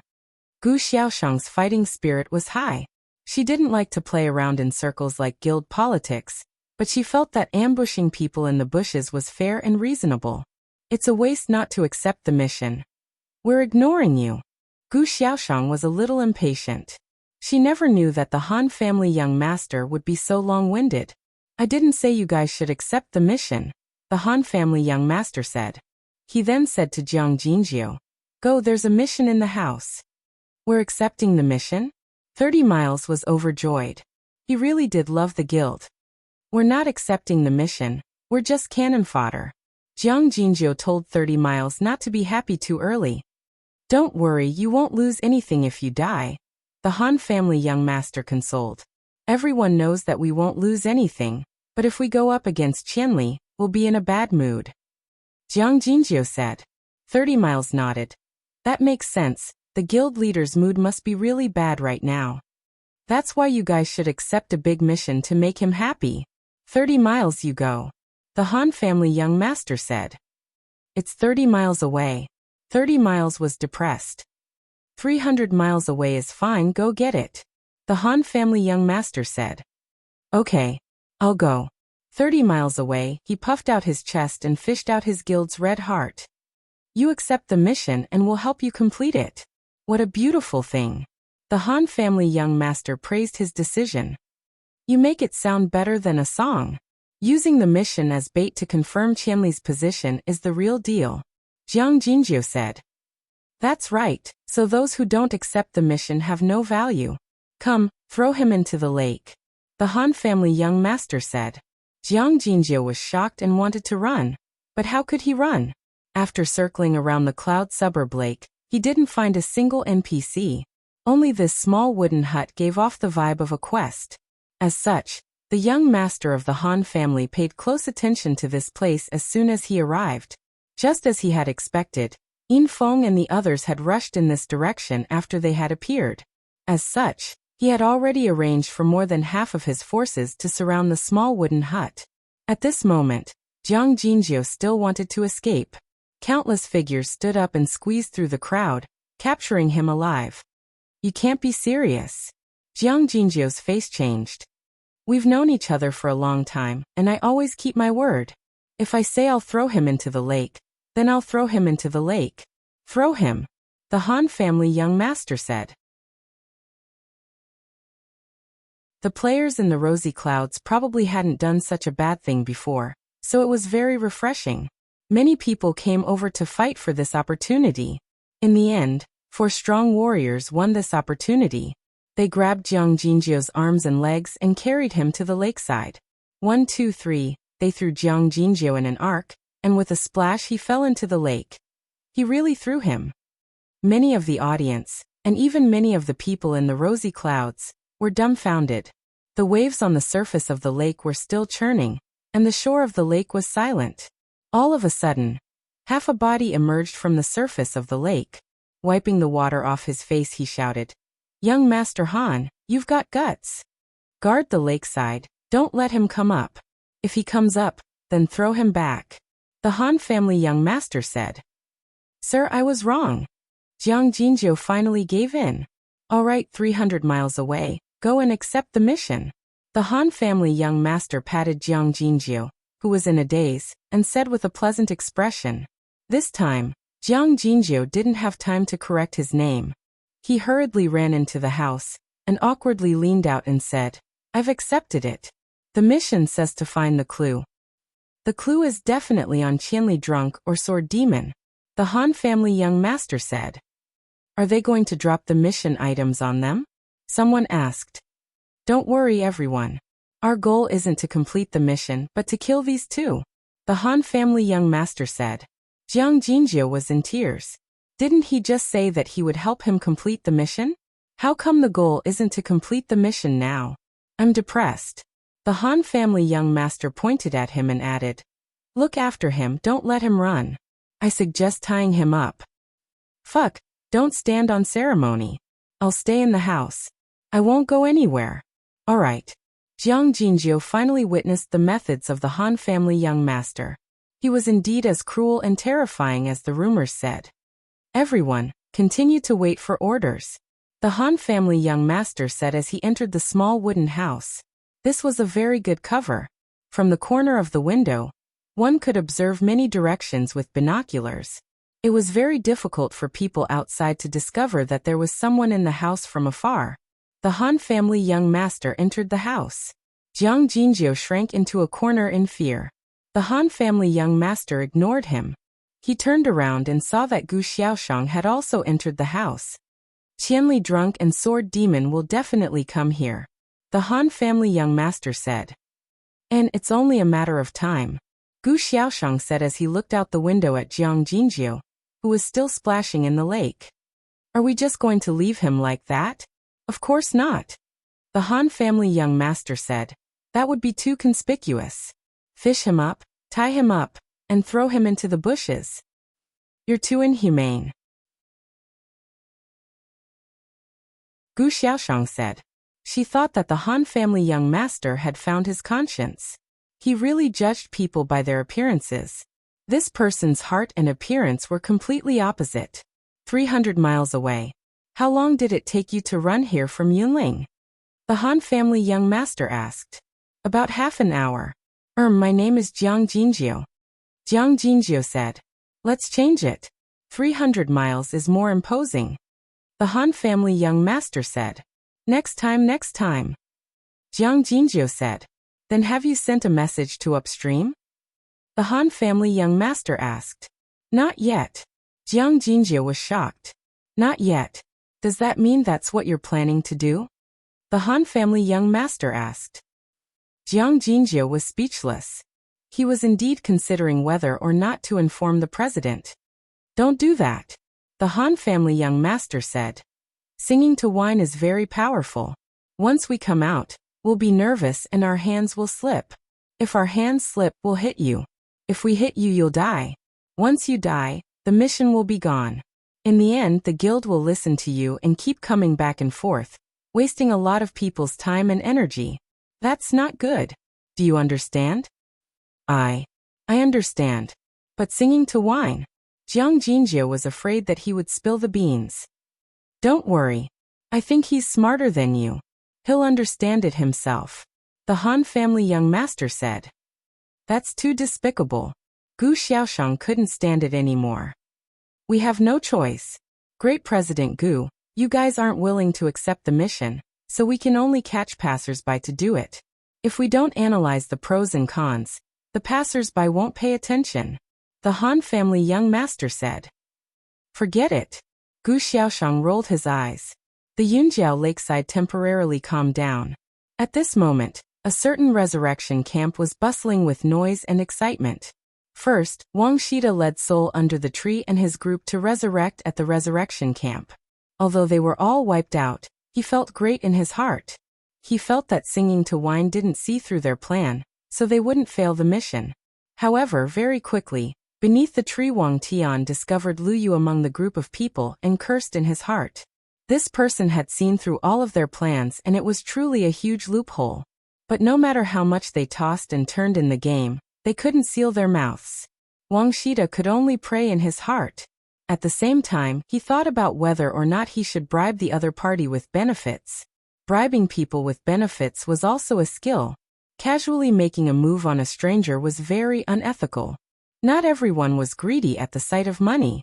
People who were greedy at the sight of money needed different bargaining chips. This was actually an investment. They had to use the smallest amount of investment in exchange for an ideal return. So before giving benefits, it was important to understand the other party's personality, psychology, and needs in order to find the right solution. Using the simplest negative example, giving a warrior a mage's staff was a failure. Even if the staff was worth tens of thousands of gold, it wouldn't be able to move the other party. If it was a heavy sword worth tens of thousands of gold, it was guaranteed that the other party's heart would be moved. Wang Shida was very experienced in this, so he didn't rashly do this. He went up and casually said a few words to Lu Yu. Unexpectedly, he didn't feel any hostility from this person. Wang Shida's heart moved. He casually asked about Lu Yu's position in the guild. Finally, he casually asked if he had any thoughts of changing guilds to come over and develop here. With this question, Lu Yu's face flashed with a hint of awkwardness. Wang Shida's heart moved. After asking, it was true that he had too many guild points, so he couldn't bear to leave. At this point, skyward gazing below the tree was completely relieved. It seemed like Lu Yin was already at odds with the guild and had the intention to leave. Too many guild points had become a burden. Skyward gazing below the tree deduced that Lu Yin was no longer in the mood to report his findings to the guild. Whatever, I'll take a gamble. Wang Shida thought to himself. Giving benefits wasn't a foolproof method. If he gave someone as loyal as Sword Demon, he would directly reject him. If he gave someone as sinister as Han family young master, he would smile and accept it. Then he would use the opportunity to extort him. If he gave someone as loyal as Gu Fei, he would accept it and then kill him. In short, none of them would have a good ending. Thus giving or not giving was a gamble. Wang Shida observed Lu Yu's condition and felt that there was a chance of him not giving anything. Naturally, he would rather gamble on the chance of getting something for nothing. Wang Shida had an insider in singing wine. At this moment, he was trying to find out about the guild situation while maintaining contact with Yin Feng. Gradually, he no longer had any doubts. At this moment, the level of Gu Fei and the players from Singing to Wine continued to rise. Thieves and archers began to appear in Singing to Wine's resurrection camp. This made the players from Wandering Under the Tree extremely happy. Some of these people also recognized that Wang Shida was the guy who stole their quest. They weren't like Lu Yu, who was disheartened and immediately started to fight. The revival camp during the city war was different from the usual revival point. It was only a revival point for players to go offline, but it wasn't a safe zone. This was an extremely fortunate thing for PvP players. They could kill on the spot and revive at the same spot. Then they could catch up and kill again. The only downside was that they didn't suffer any losses. However, the players from Singing Wine only wanted to vent their anger. They didn't care too much and chased after Wuxia's players. The problem was that Wuxia's players didn't have their guild emblems on them. Everyone was unfamiliar with each other, so they didn't completely recognize Singing Wine. As a result, they caught a few recognizable players and killed them fiercely. The more they killed, the more familiar they became. Even if Wuxia's players wanted to escape, they would still be killed. One thing that couldn't be overlooked was that Singing Wine's players were all thieves and archers. Moreover, there were more and more of them. These two classes had no problem catching up to any other class. Kill, kill, kill. Kill, kill, kill. Wuxia was a bit unlucky. He was recognized and tortured to death. He could be considered a half-baked expert. He had tried to kill the other side, but he couldn't beat the other side in numbers. Wuxia couldn't help but admit that he didn't expect such a situation. He thought that they would be able to live a carefree life after dying. However, Singing Wine's players had actually sent so many of them back. Wuxia accepted his fate. He let Singing Wine's players do as they pleased. He continued to communicate with Yin Feng and the others. When he found out that everything was going smoothly, he was greatly comforted. With such a high efficiency, one could die 3 times in a minute if they were lucky. Finally, Wuxia received a system notification in the guild channel. Player Xiao Xiao has sacrificed herself. She has withdrawn from the city war. Wuxia was shocked. He didn't know what was going on. He hurriedly contacted Xiao Xiao. Xiao Xiao had withdrawn from the city war, but she was still there. Moreover, she was still being tortured by Singing Wine's players. She was also at a loss when she received the notification. Could it be that she had been killed too many times? Xiao Xiao was a weak mage. She had been killed cleanly. However, Xiao Xiao was only the beginning. Following that, Wuxia received the same notification in the guild channel. When he received the notification that the 5th person had sacrificed himself and withdrawn from the city war, Wuxia, who had died countless times, suddenly discovered that Singing Wine's killing had stopped. Their members had all left the camp and were heading in a certain direction. Rumors also began to spread at this time, from Singing to Wine being beaten back by 1,000 Miles Drunk, to 1,000 Miles Drunk single-handedly destroying the entire Singing to Wine group with a single sword, to even going against the flow and kneeling down to beg for mercy. Gazing Sky had long since learned from his informants that Dancing to Wine was chasing after 1,000 Miles Drunk. Who would have thought that he would be the one killed instead? So all those archers and thieves that had died were all done by 1,000 Miles Drunk alone.